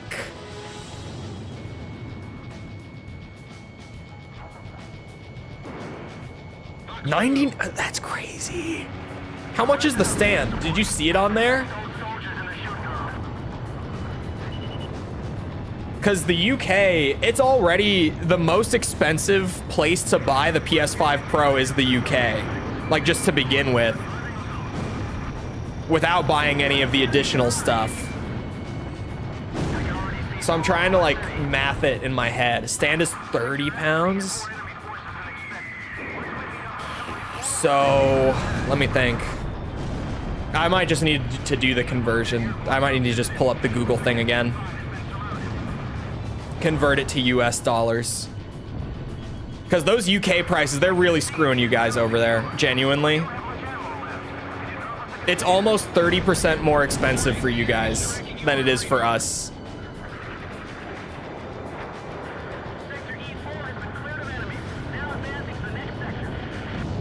Oh, 25. Okay, 25.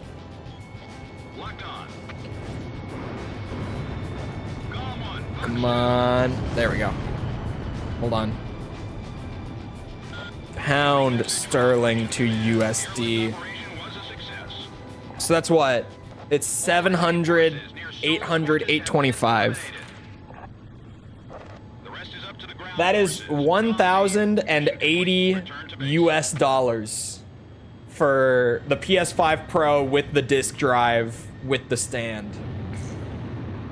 Fuck. You are cleared to land.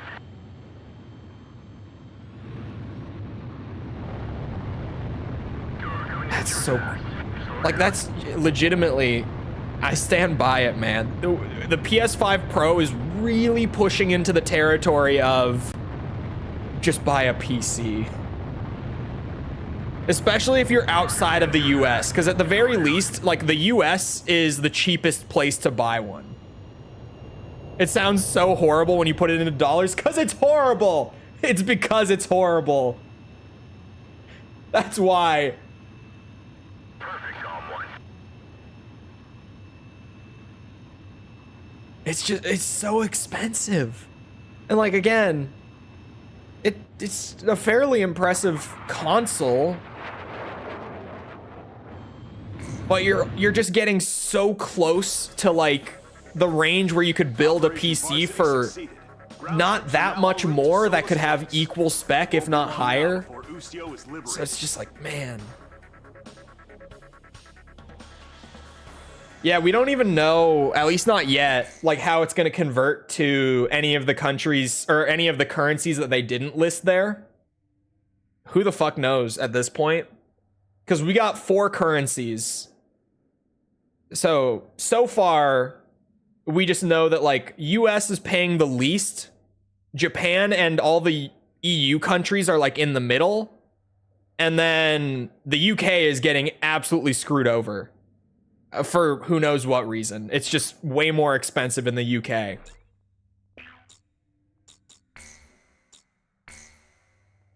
Yeah, who knows with like when full release comes around how it will get converted to other countries.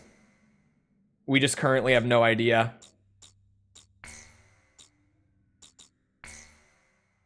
If you factor in PS Plus, oh sure. Yeah. Like you start factoring in subscription costs and especially, and I always come back to this and I know it's kind of cheap too, but seriously, game costs. Because, I mean, seriously, right? Like, just a few days ago, I bought pretty much every Oddworld game with the exception of one of them, the new one. Whatever the new one's called, I still don't remember, even though someone told me the other day. I got the Oddworld collection on Steam when I stumbled upon it for $5.19. It was 4 games. 4 games for $5.19. Steam sales, baby. Right now, someone sent this into Discord this morning. The Crew 2, the racing game on Steam, is 99 cents. It's $1 to buy the Crew 2 right now. Oh yeah, no backwards compatibility, at least not in like the traditional sense, because again, subscription model. Like you can get it, you gotta pay for it. Whereas PC, it's just, if it's ever been on any Windows, you can get it to work on modern Windows with some effort, varying amounts of effort depending what you're playing. I don't know, man. Like, I was already getting pretty close to the camp of just buy a PC, but the PS5 Pro has pushed me even further towards it. Because my thing has always been, like, at the end of the day, the console market exists as a budget option for people who aren't, like, as into it, right? So I've always tried to not look past that. But when you start looking at those UK prices especially, it's seriously getting to the point where you're basically paying PC price at the end of the day. Especially, like I said, once you factor in like game costs and subscription costs, you're pretty much paying the exact same amount you would on PC. Like at this point, I would say the PS5 Pro isn't even a budget option. The PS4 Pro, I still would have said was. PS5 Pro definitely isn't.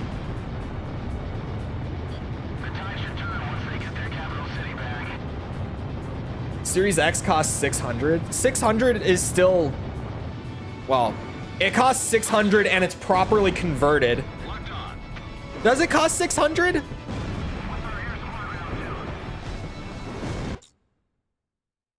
Wait a second. Does it? No, it's 500. I thought so. It's 500. With 2 terabytes? Hold on, let me see. Oh, you're right.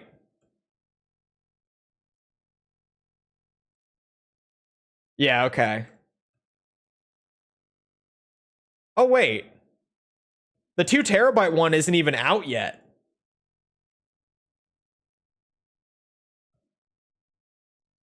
What?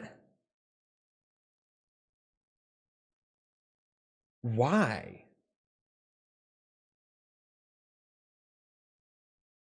The Pro also has 2 terabytes, and it's a lot more powerful.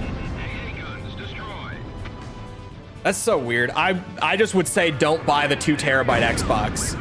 Because you know what you can do instead? Buy the 1 terabyte, go on Amazon and spend like $40 on an external 1 terabyte drive. Boom. Fuck that. I don't know why they're spending or charging an extra 100 for a full terabyte. 1 terabyte of storage is not worth $100 nowadays. Not even on SSD.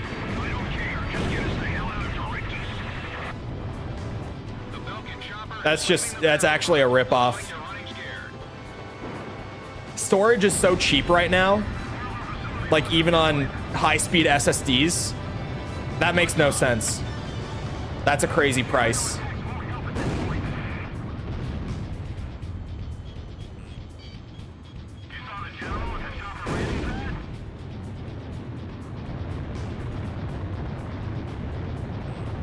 Warning, the enemy's locked onto you.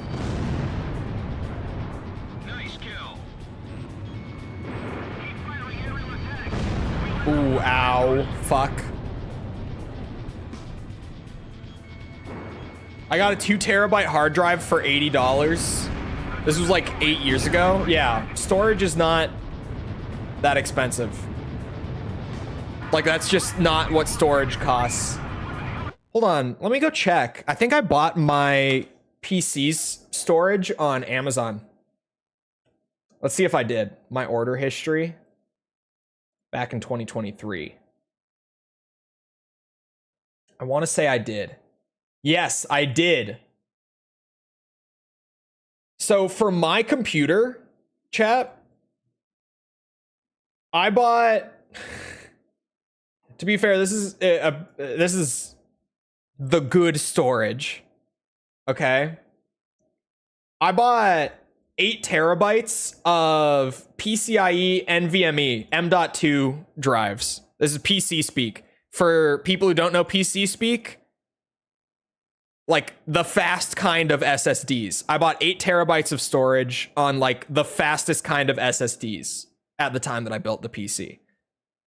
You want to know how much that cost? $400. $400.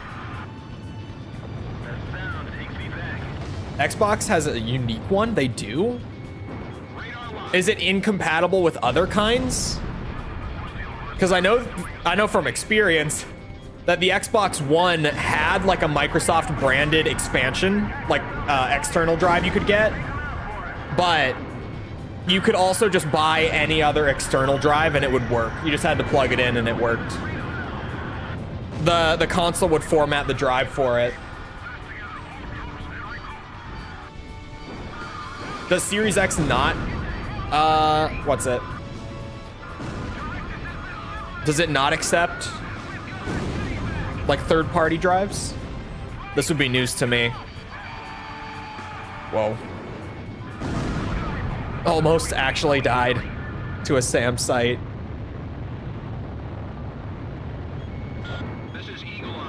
To distract you from how ridiculous it is to pay for online on a console right now, I would agree. Especially now that they have like the only online service that doesn't just come with a bunch of extra stuff. They've got a reason to fight. This battle's over. Don't know if you can put a normal SSD internally though. I would assume not internally. Can store games but not play them? What? Hold on.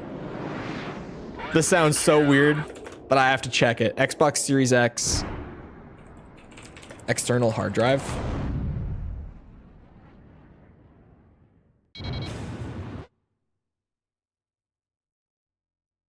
Hold on.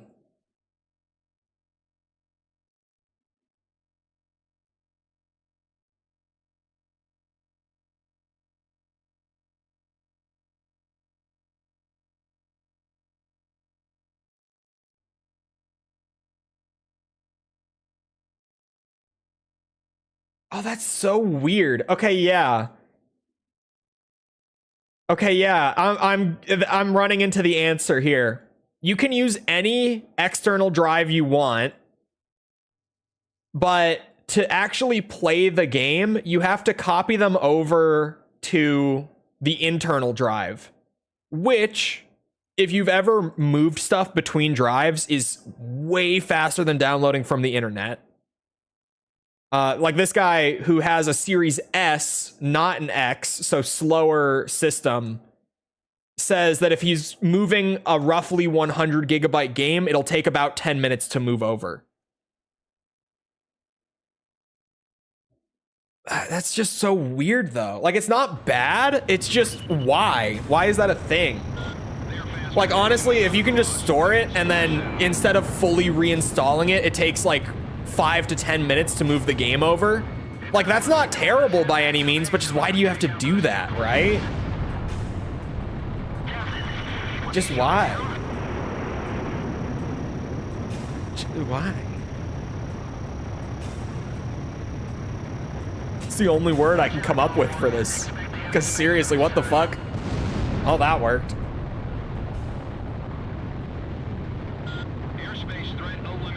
Can you play games off the official expansion drives, though? I don't even know, to be honest. How close are we to super planes? Honestly, pretty close. Like, we might have 2 or 3.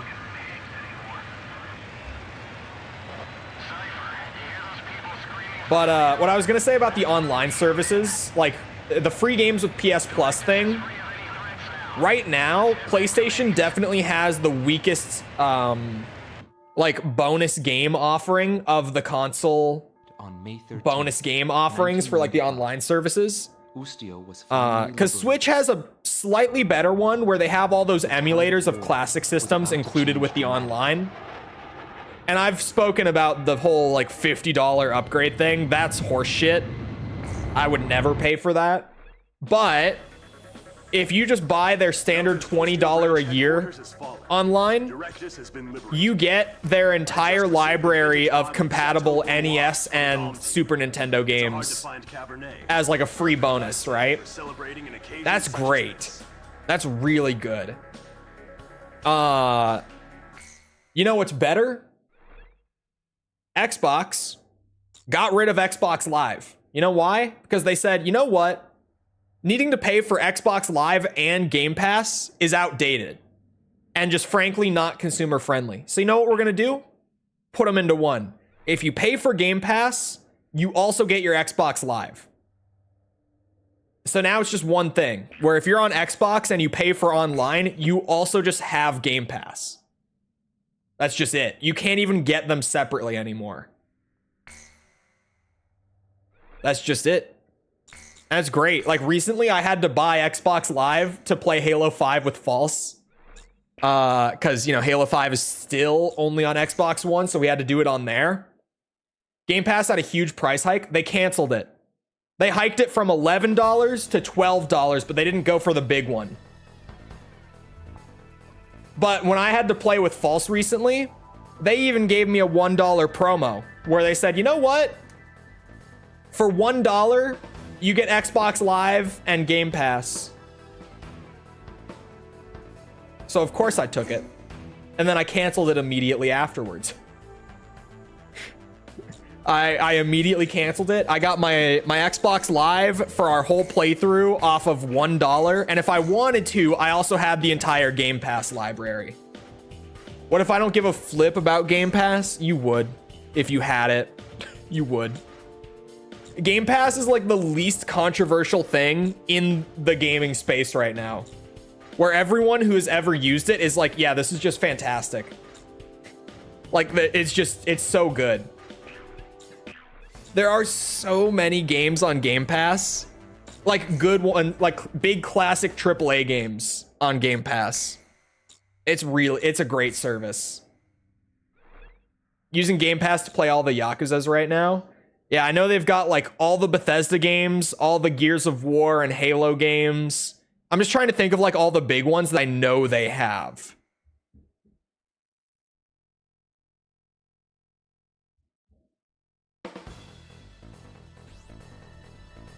What else is on there?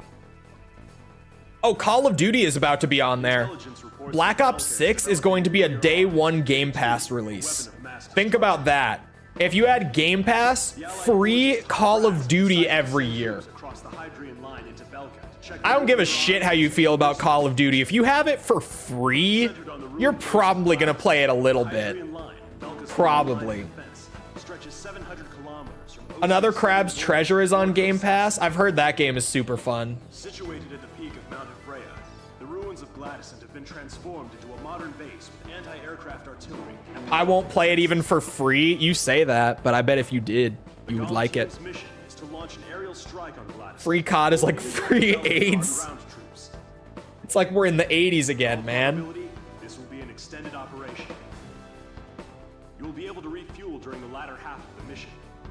If you're low on fuel, temporarily withdraw from the battle and what is on? Hold on.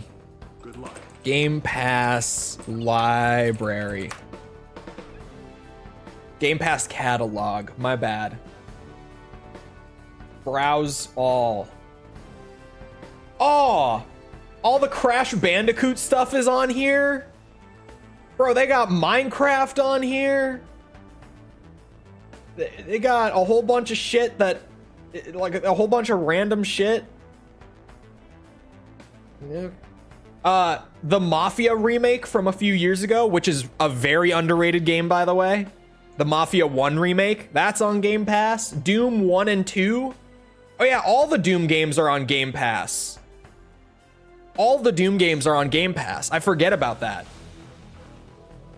Yeah, all the Crash Bandicoot stuff, because Xbox owns Crash Bandicoot and Spyro now. Which is crazy, but it's true. Oh man, this is a way better deal than I even thought it was. Now that I'm like sitting here looking through it, Far Cry 6, the Forza games are on here. I'm sure, oh, Injustice, the Injustice games are on here. Damn, dude. American McGee's Alice is on here. Ark Survival Evolved Ultimate Edition, so all the DLC for that game, which is worth a ton of money, by the way, if you don't know that. All the Assassin's Creed games, all the Banjo-Kazooie games, all the Battlefield games, all the Batman Arkham games. Holy fuck. Dude, this is an even better deal than I thought. Holy shit. All the Crysis games. That weird Dante's Inferno game, all the Dead Space games, the Dead Island games, Diablo, the Dishonored games, Deathloop, all the Dragon Age games. Even though you only want to play the first one, they're all there. Holy shit, this list is crazy. The Fable series. Yeah, it's just the Far Cry games. It's not specifically 6. It's just all of them. Holy fuck. Bro, Goat Simulator.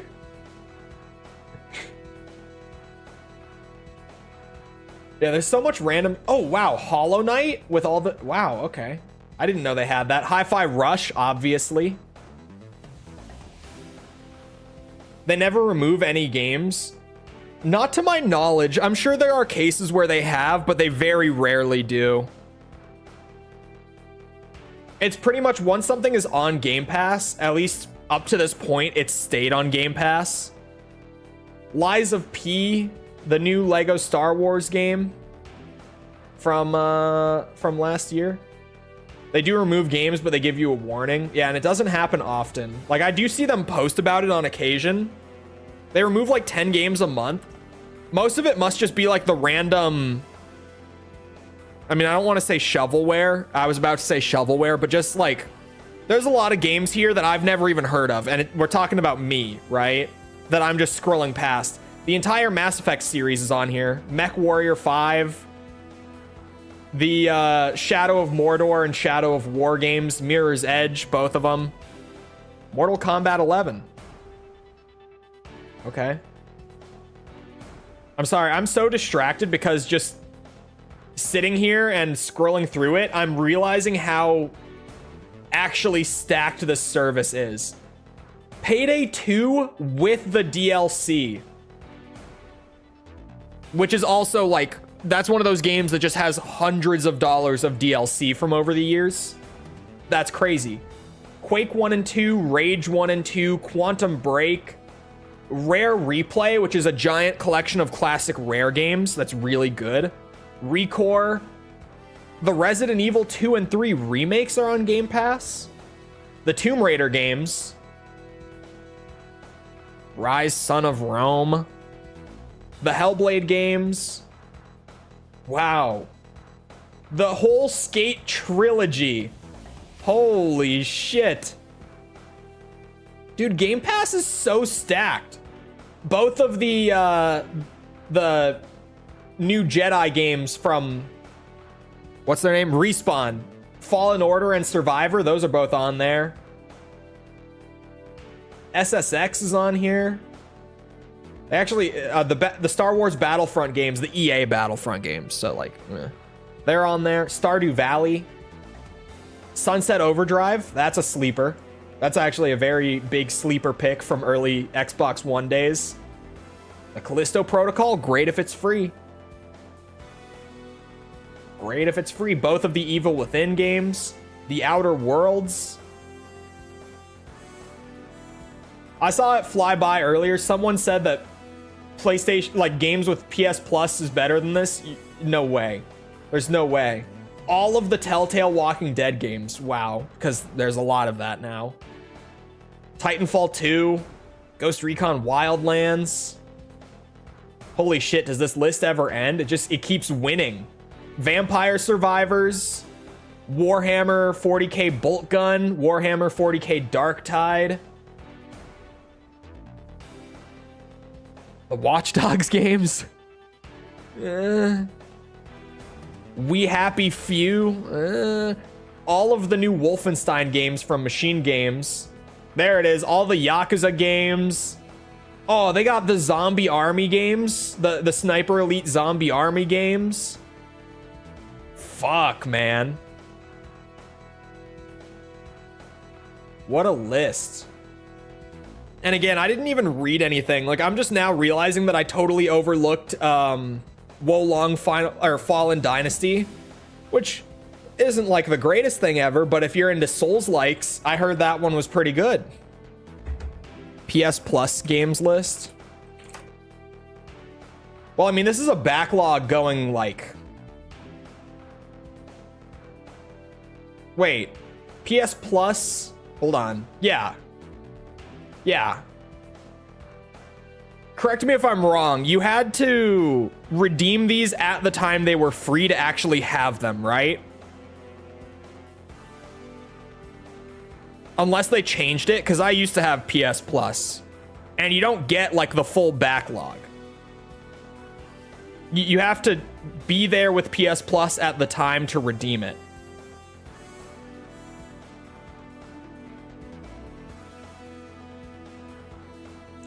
Oh, are we not talking about the base PS Plus? Are we talking about premium and extra? Oh. There's a new tier. How much is PS Plus Extra?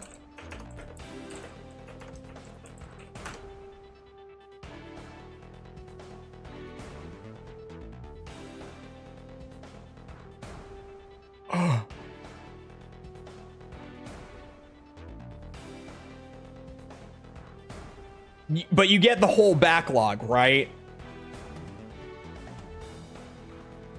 Right, chat? You get the whole backlog, right? With this tier.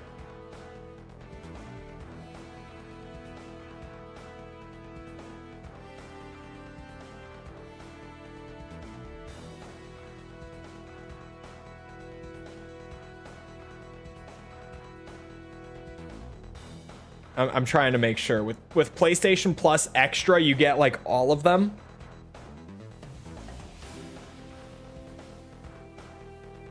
How much is it?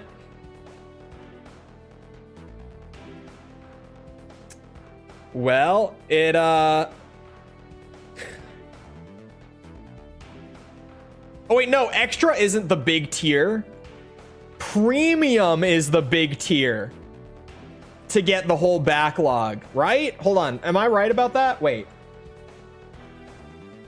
No. With Extra, you get the backlog. With Premium, you get the backlog, plus their shitty cloud streaming for like PS1 and 2. I won't even look at that one. But PS Plus Extra is $135 a year.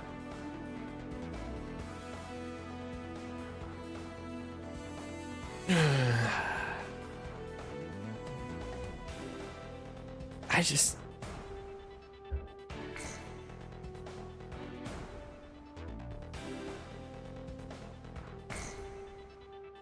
Yeah, Premium has the retro games, and those aren't even really worth anything, to be honest, because that's just...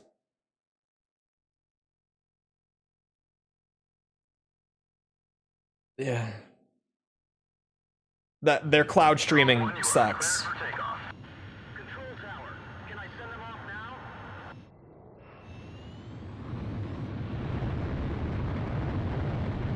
Having problem with this, lags in third person but plays well in first person. Hardware or game? I've never heard of that. I think hardware.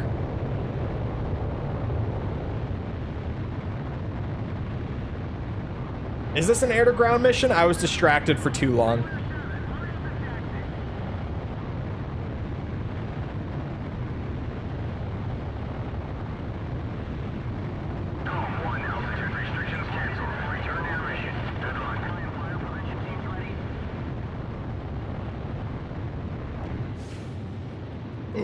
Oh, fuck that.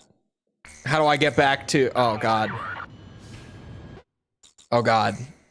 No, not this mission. Fuck no. Not that mission. I am not running... Anything that makes this mission go faster. Please. Anything.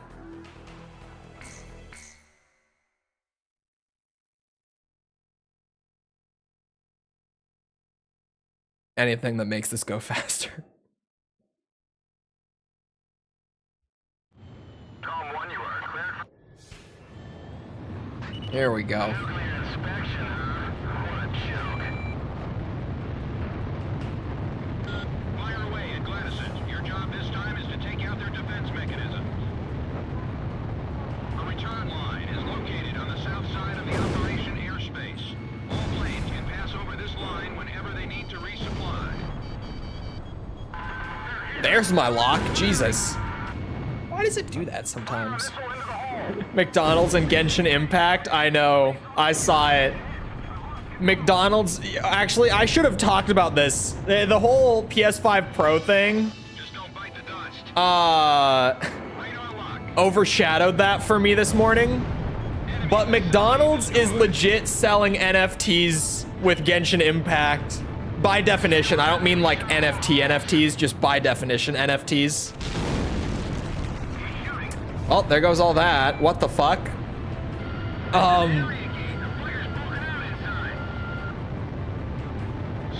But like if you buy a, what's it called? I think it was like a deluxe McCrispy or something like that, meal, then you get like this exclusive collaboration glider in game. Like they're legit, they're the Genshin Impact collab. They're just selling NFTs through McDonald's meals. It's incredible. Holy audio mixing. Christ above. Ace Combat's nuke.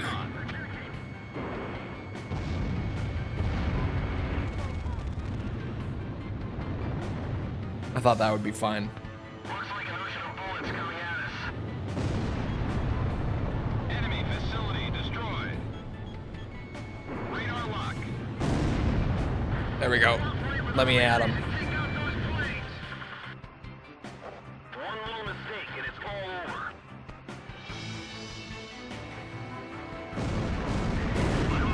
The damage is too severe. Locked on. Box 2. 40% of enemy forces are under our control. Follow the Galm Team. As if you needed more reason to dislike McDonald's. Man, McDonald's is so fucking expensive anyway. Although I guess if you play Genshin Impact, you don't really have a problem with that, do you? One shots the control towers, apparently. Apparently.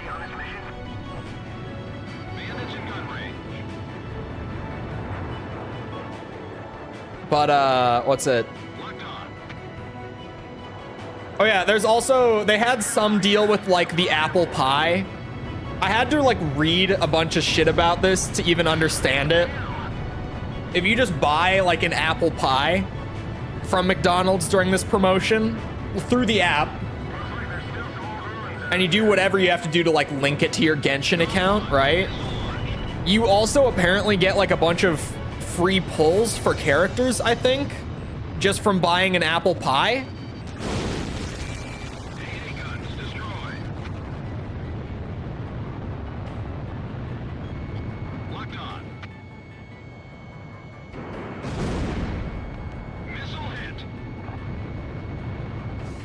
I don't know. I don't understand gacha. I don't intend to.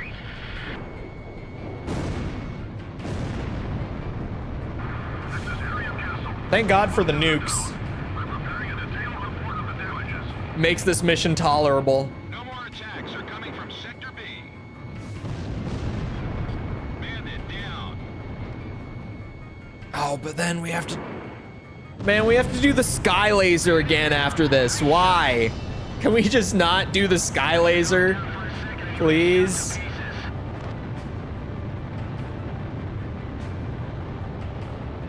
I don't wanna do sky laser again. We're in that bad part of the campaign. We're in the boring part. This mission into sky laser, into Excalibur. We reached the rough patch again.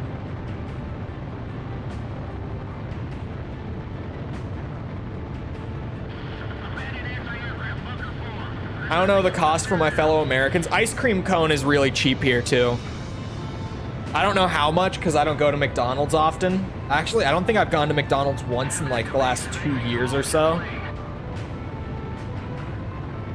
But yeah. Only this and Sky Laser are bad. No, I don't like the Excalibur fight. It's really boring. In my opinion. It's just a giant air-to-ground target disguised as a boss. Did that not blow up fucking anything? What just happened? I didn't even hear the boosh sound.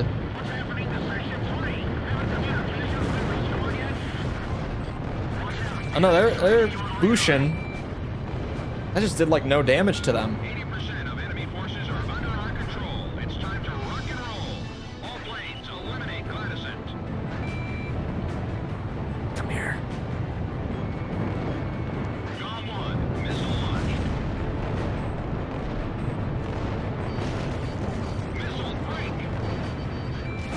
fuck that. I'm not doing any of that. It's not worth the time. I can go boosh something else. And I will. I have better things to boosh. Oh, I'm out of FAEBs.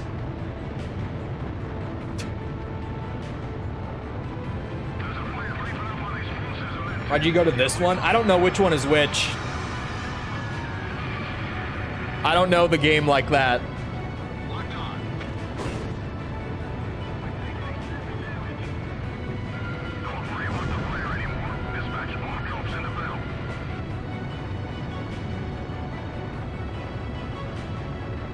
There we go. Excalibur's okay. I don't know. I think it's mostly boring because it's not actually threatening. Like, I think if there was more of a threat to it, it would be more interesting. But the laser from Excalibur is like the easiest attack to dodge in the game.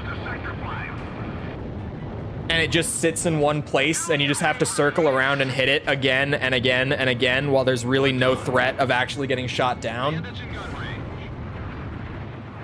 I think Excalibur's lame. It's really cool, like, spectacle-wise the first couple times you do it, but then once you're past that, like, gameplay-wise, it doesn't really have much of anything going on.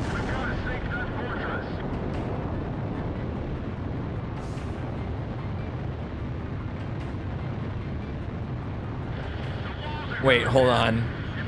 Start of that.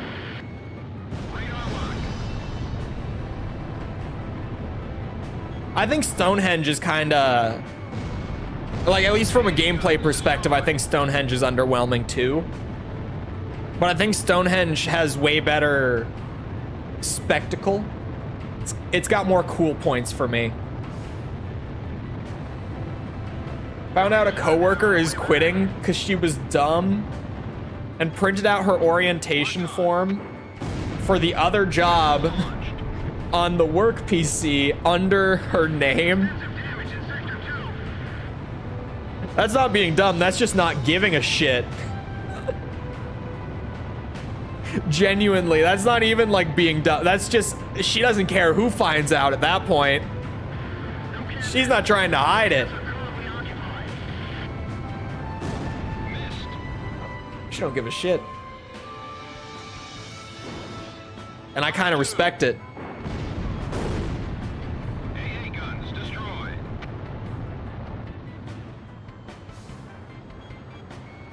Locked on.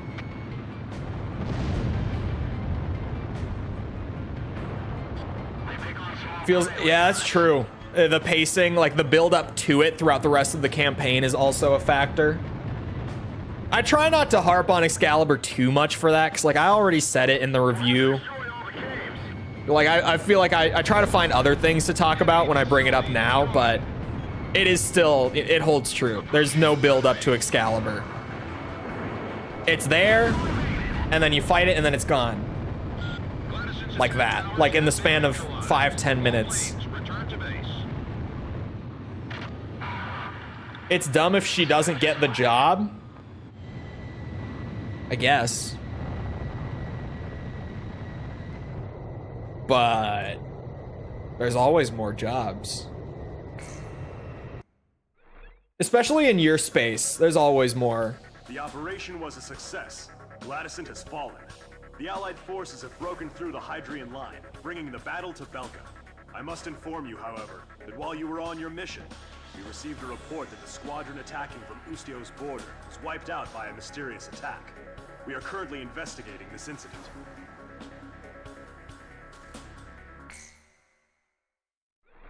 Tell us how you feel about Excalibur. I don't like it.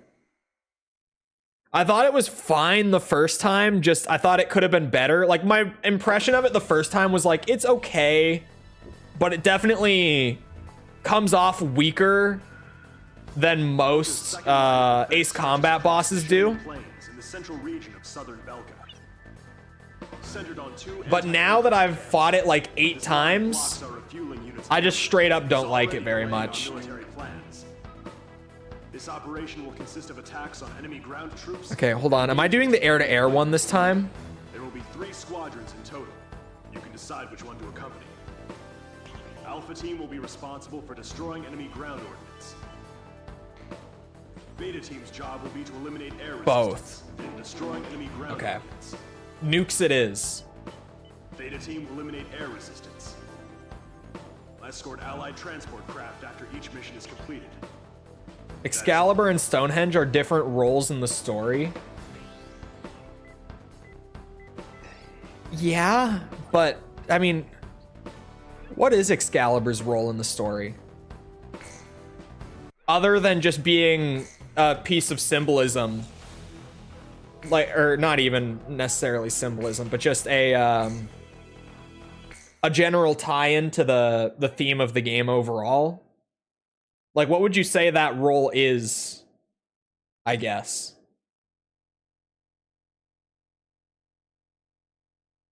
Because I feel like it does just kind of appear, and then Hey, Cipher, you hear me? it's gone. Just look at the view. There's not much difference between those countries from up here.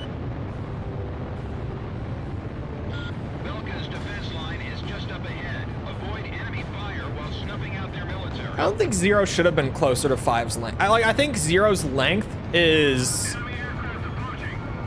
very solid, especially considering the circumstances of Zero's development, right? Like it being a little filler side project while 6 was being developed. Because at that point, 6 was probably not locked in. Like at the point that Zero's development would have started, they probably hadn't locked in that they were ditching the PS3. Like they might have still been thinking they were waiting for it at that time.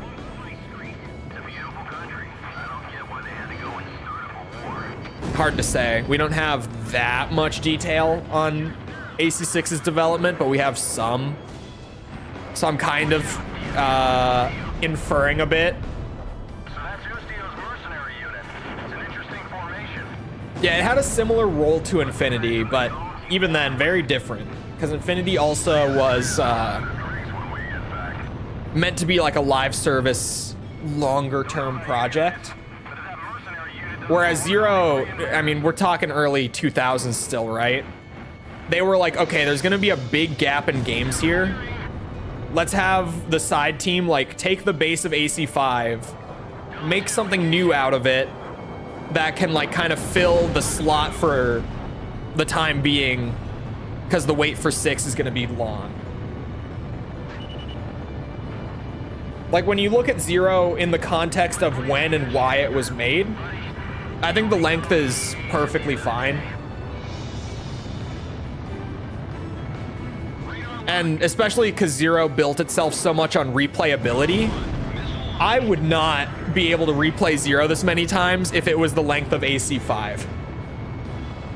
That would be way too, like even doing AC5's S ranks without the style system and everything was a lot. Doing it for Zero, if it were like twice as long as it is, would be fucking insane. Galm 1, Fox 2. Nice kill, Cipher. Galm 2, Fox 2. Yeah, I don't think it's necessarily the length of Zero that's the problem. I think they tried to cram too much into it, and it makes it feel weird.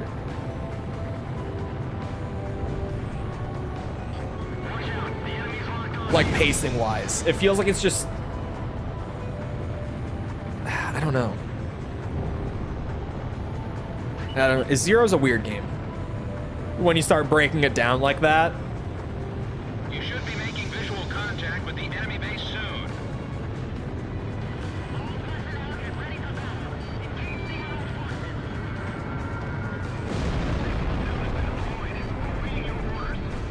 That's a good start.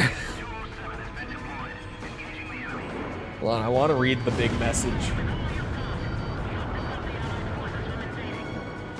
I had a friend leave here for Wells Fargo.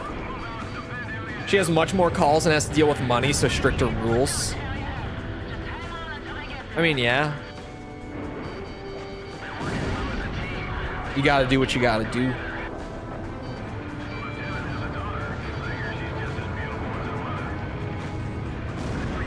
What New Vegas was to 3? Yes. And my only hesitation is I don't think the gap between 5 and 0 is that significant. Like, it's definitely, I would say 0 for me, for replays. Like, when you're doing this shit, 100%ing it, I think 0 is a little more enjoyable than 5, but I don't think it's like a night and day difference. I think that the more I play 0, the more that I appreciate some aspects of it, and the more that I dislike others that I didn't really focus on too much to begin with. Like, I feel like I learn more about what I like and don't like the longer I play 0. There's genuinely like an even split here. Normally it's like one or the other when I go back to 100% these after review, where it's like either I find that I like the game more than I thought I did, or that I don't like it as much as I thought I did. 0 is like dead down the middle. I feel like I like 0 about the same amount as when I reviewed it. Because there are certain things that I like more now and certain things that I like less now.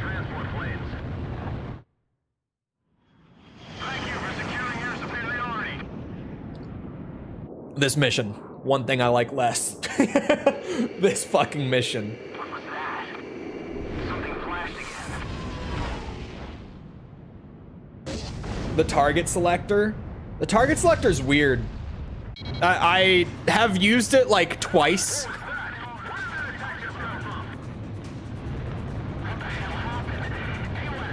It's interesting. Hold on. Incoming emergency message from Operations HQ. Enemy launching. I've talked before about how weird it is that the target selector even exists the way it does here. Like, when it's come up before, I've talked about how strange it is. Because, correct me if I'm wrong, what this does is when you have it active, it will prioritize targets that are within that circle when you start changing targets, right? Like when you start pressing triangle, instead of just grabbing something from anywhere on the screen, it'll grab something from in there if there's something in there, right? Unless I misunderstood it.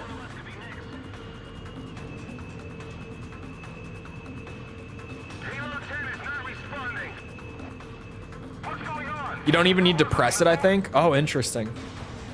See, I've talked a good bit about how weird the targeting in these games are.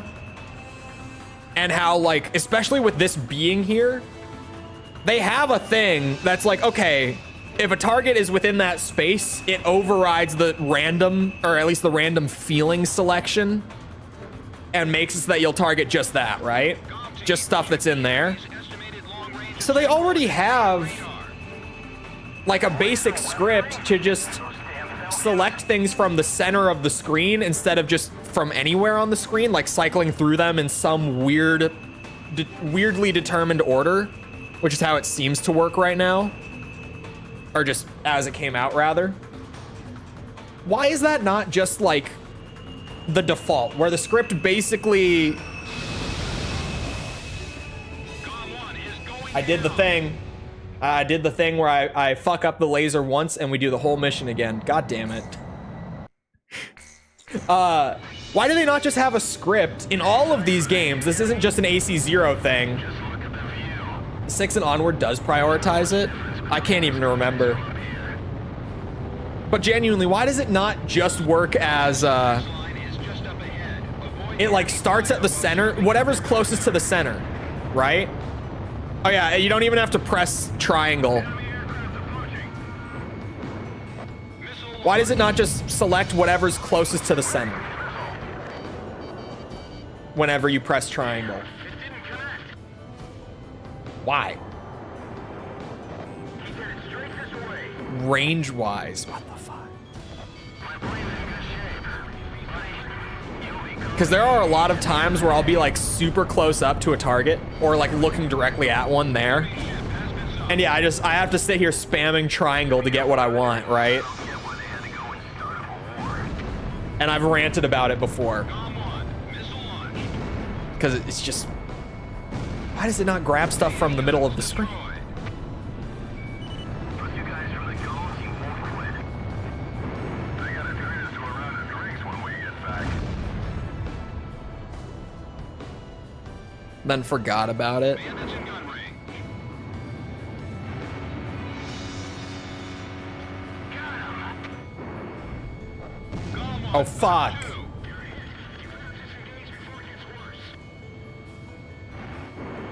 Yeah, I don't know. It's super weird. Because...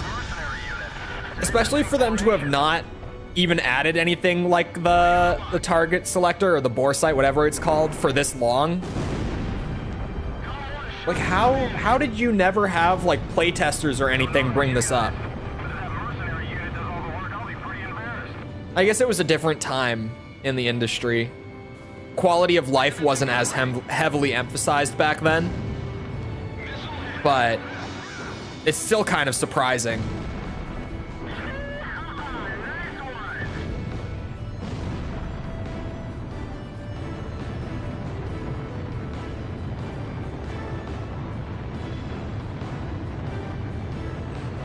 Warning, the enemy's locked onto you. Approaching gun range.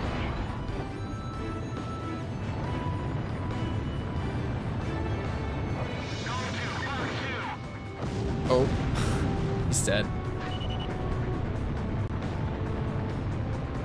We'll see you around, DS. Have a good rest of your day. Another lost feature is that you had analog zoom in the HUD view in PS2 games since triangle was pressure sensitive. Oh, do you? I've never realized that it was actually using like a pressure sensitive thing. I thought it just was what it was.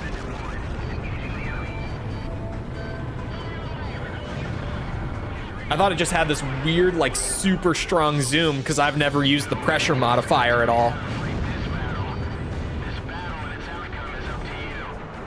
That's what I get for not reading the manual. Bandits in gun range.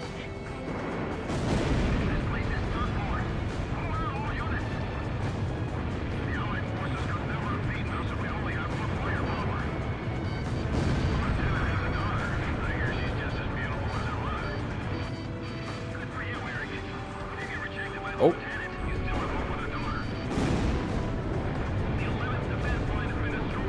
Oops, wrong button. It almost hit. My accidental missile. What? I missed one. Enemy forces eliminated. The threat level has been reduced. Uh-oh. There we go. Galm Team, cover our transport planes until they're able to land. I don't even know how I missed that, dude.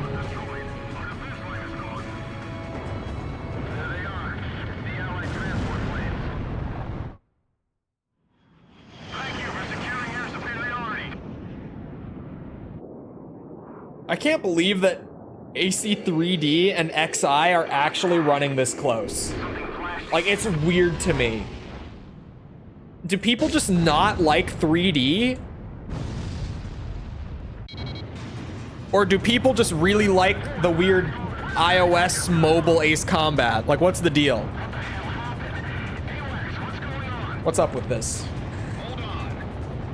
Someone needs to explain to me. Enemy launching long-range attacks. Guard airspace is within range. Now you tell us. Where should we fly? That's one down. Transmitting projected enemy targeting coordinates. All units evade attacks and withdraw from airspace. Some people misread XI as X. Maybe. That would make more sense, to be honest. I'm not sure if you even can. You can't. At least not currently.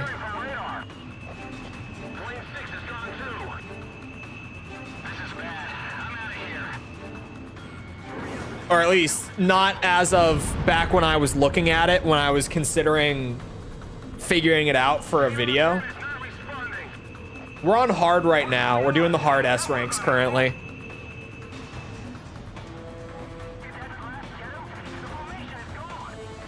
We're on that S rank grind, which is a very long one in 0.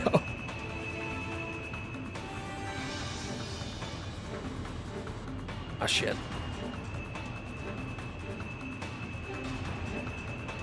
We can't play it anymore, therefore we miss it. Galm Team, check the Even if we never played it, and even if it's bad. Might be similar with like the Lost Game Syndrome, right? Because that's a very real thing. You know how Resident Evil fans with RE 1.5, where there are genuinely people who are like, man, we should have gotten RE 1.5 instead of RE 2. And it's like, there's no way that you actually played RE 1.5. What? And even if you did, like, the game got canceled at the roughly 60% mark. So the version that you played that is out there to be able to be played includes a ton of content and stuff that wasn't actually in that build that modders have put in to make it feel more like Resident Evil 2. Like, even the version that is out there is a version that modders have improved quite a bit to make it feel more playable. Like, if you actually sit down with that old scrap demo and try it, you can see why they canceled it and restarted. It starts to seem like a very good decision on that one. But there's a lot of people who either just haven't actually played it themselves or who kind of overlook the fact that it's been modded to hell and back to actually be as playable as it is nowadays. And they're like, yeah, this is better than RE2. Galm Team, evacuate to the south immediately. Is it gonna fire again? Oh, it is.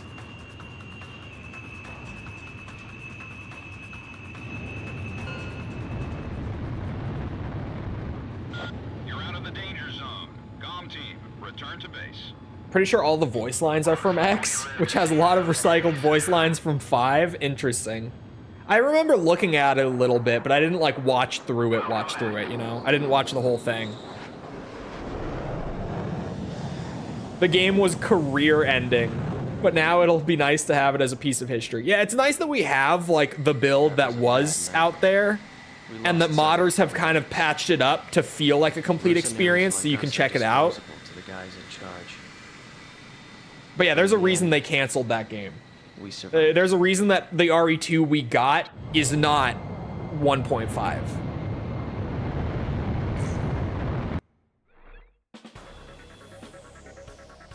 Some of the background chatter in 0 is reused in 6. It almost makes me wonder if some of that chatter would have been recorded for 6.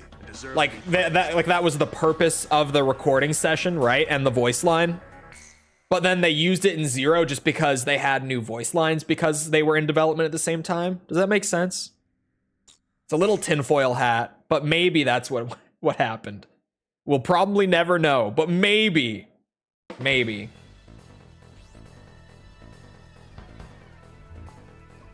I'm out here with the tinfoil hat theories again. It's happening. Long-range offensive weapon, codenamed Excalibur. We believe it to be a Belkan anti-aircraft defense chemical laser weapon, developed as a missile defense system. According to our information, the strike zone is heavily guarded by a jamming facility. Sorry, I'm reading comments. Artillery units. I'm easily distracted between cutscene or between missions, cutscenes. The jamming facility and the anti-aircraft artillery. Considering the importance of your target to the enemy, I wonder if that would have happened, because there's a lot of, when you've got games in light of this, at the same studio being developed at the same time, just by 2 different teams, you get like weird crossover between them. And sometimes it is the case where like something is made for the game that came out later of the 2, but because they were in development at the same time, it also ended up being used in the earlier title as well. It just didn't originate there, that sort of thing. It happens. DMC and Onimusha. Well, Onimusha wasn't, hold on, was it? Am I crazy? Hold on. Was it? It can't have been. There's no way.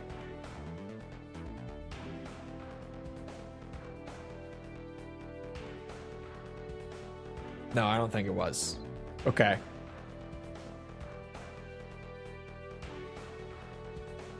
Was the original a Resident Evil build? Have I... Oh. Hold on. Oh my god, it actually was. It was a... Oh, wait.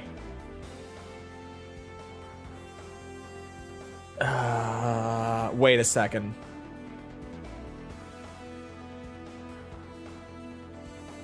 Kind of. Kind of. Kind of. I read like the super brief synopsis, and again, this is only the Wikipedia, which sometimes can be iffy. Sourced from...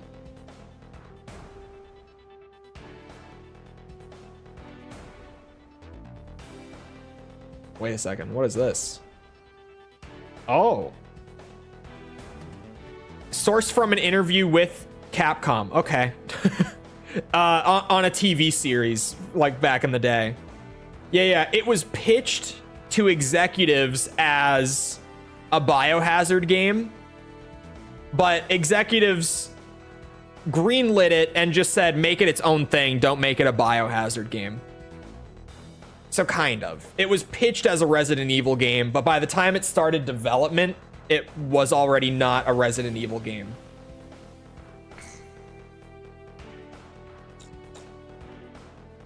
But I actually didn't know that they were that directly linked. I wasn't aware of that. Hold on, can I buy a new plane yet? I might have enough money for this one to buy a new plane. Oh, Excalibur. It's time. I can't believe I had to do that last mission twice. Fucking Sky Laser every time. Every damn time.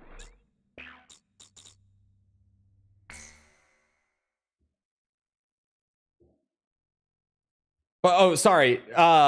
With anything Capcom has so many different teams. Like back in the day, they used to be super boring with their naming too, where they just had like Capcom Production Studio, and then they had Capcom Production Studio 2 and Capcom Production Studio 3. As far as I know, I think there were 4 of them.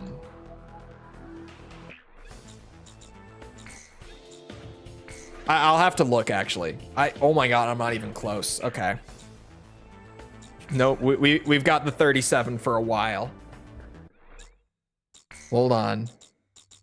Oops, not expert. Go back.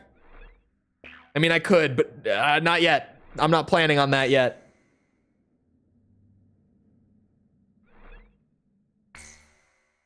Here we go. How many Capcom production studios were there?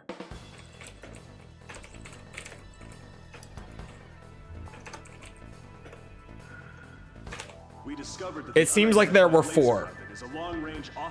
I only know, like off the top of my head, I was like, I know Capcom's Production Studio 4 because that was Shinji Mikami's team. So that was the team that did like Code Veronica and actual RE4. Like the one that released as RE4. Production Studio 3, I think, did Devil May Cry. Hold on. Now I have to look. I want to say 3. Hold on.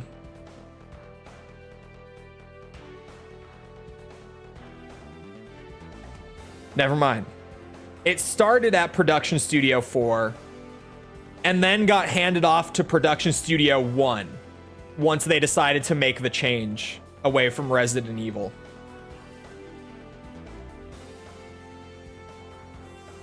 And then that team got renamed to Team Little Devils, and the rest is history. DMC fans know them. The rest of the story goes from there. Kind of sad how it fell off. I don't even really know much about it, because it was kind of around for a few years and then just like poof, disappeared. Probably from low sales, right? Like I'm assuming it was the typical Capcom thing where like they had some big hits at the start when it was kind of like this fresh idea, but then it just, they didn't really do enough with it. People got bored and just sales went down, so they stopped making them. That's typically how it goes with that old Capcom stuff. Like Dino Crisis, Parasite Eve, Dino Crisis, not Parasite Eve. Now I'm stuck in my own head. Forget about it. Put AC Northern Wings. No, we're not doing Northern Wings. Fuck that. I looked at it. Not worth it. It's just not worth it. The tanker's been destroyed. Approaching enemy territory. You're in dangerous airspace. All planes, break.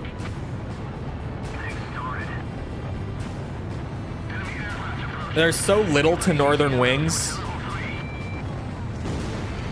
Like, even... Keep in mind, this is coming from the guy who did an advanced review. There's so little to Northern Wings that, like, I couldn't even justify doing a video on it. Roger, leave it to me. We should be able to take out that sword if the Galm Team flies with us. Jamming facility 1 destroyed. Better combat, but lower sales. Yeah. Unless they really shake stuff up. What's it called? It typically just is... That one just blew up mid-air. What the fuck? I'd rather find Korok seeds. You've spoken like someone who's never done it. No, you wouldn't. No, you wouldn't. Trust me. I've done both.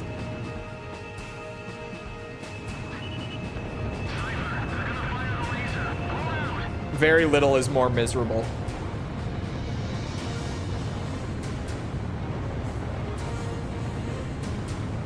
The Korok grind is so bad in those games, man. I just... Never again.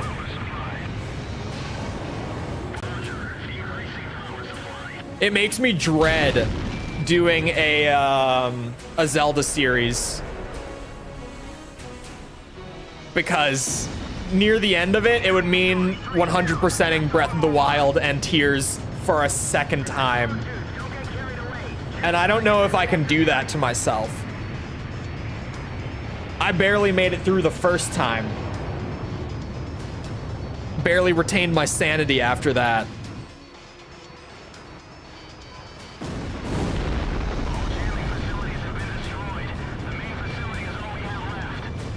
You don't have to 100% games all the time. You don't understand. You don't understand. It's a business model.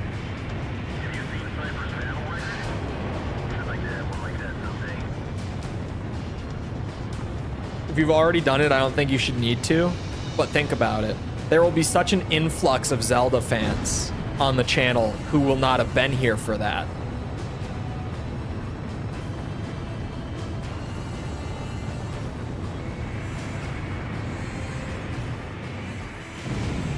It's like, I'm trying to think if there is a game that I've completed already that would be a good example here.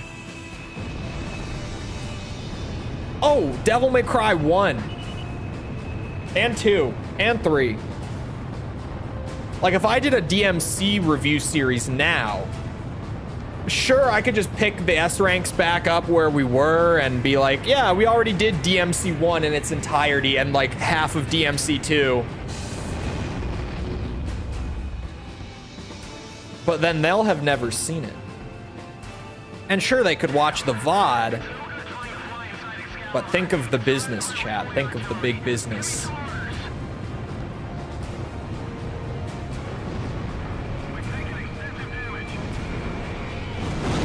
Although, speaking of games that I don't know if I can do it again for my sanity, adding another 2 S-rank playthroughs of Devil May Cry 2 to my life is probably the last thing I need. Similar to Breath of the Wild and Tears. But, you know. You can use digital tricks. I probably would I probably would do emulation for those this time around. I did them both on the Switch the first time. It works. It's just... Hot take, I know. Brace yourselves. You'll never have heard this one before. But the Nintendo Switch doesn't really run games too well. Right? It doesn't. And I'm brave enough to say it because no one else has ever said it ever. Definitely not. I'm so brave for this one. The Nintendo Switch doesn't run games too good. Like, you play Breath of the Wild and, you know, it's going relatively well. It's in 720p, but other than that, it's not too bad. And then you reach Kakariko Village. And your game dips to like 14 frames per second. Or you're playing Tears of the Kingdom and you need to use Ultra Hand for literally anything and your game dips to 20 frames per second. It's just, you know, I think I would rather upscale the games to 4K and have a smooth frame rate if I were to do it again. Right? Like, if I were to ever do it a second time, which inevitably I will probably have to, I'll probably emulate them. Although it's Nintendo. Nintendo might be bitches. But I do own the games. It's just Nintendo will actually take me to court is the thing, right? Nintendo will.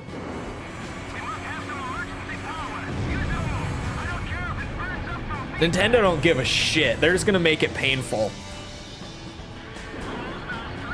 They take their biggest creators to court. You don't have to say you're if the game is running at more than like 15 FPS, that's the only possibility. I'm kind of joking, but also. No, with those games, it'll be super obvious because of the quality difference. It won't be subtle. It's not subtle. I've emulated them before. It's not a subtle difference. It's night and day. In visuals and smoothness, it's totally different. But if you don't say it, they have no. They can still. They can still.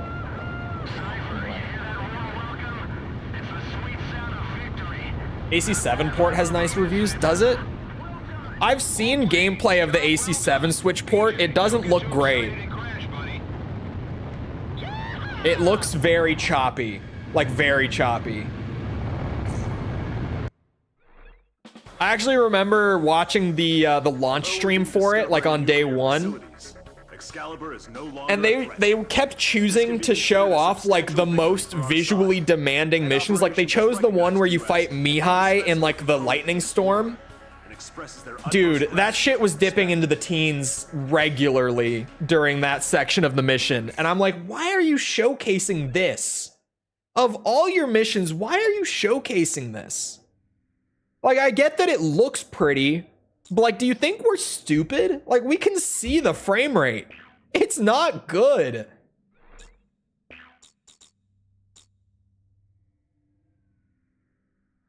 you seen Arkham Knight on the Switch? I saw a little bit. That also doesn't look very pretty. My favorite Switch port in recent years has to be Mortal Kombat 1, personally. The Point Crow thing was because he paid someone to make a mod. But why? Why? But why? Why did they choose the first DLC mission with a giant air battle? I don't know. The preview mission selection was just rough. 'Cause like, they were super choppy whenever stuff actually started going down. And I feel bad for the two like Bandai guys that they have on the stream who just have to sit there and be like, yeah, look how awesome this is.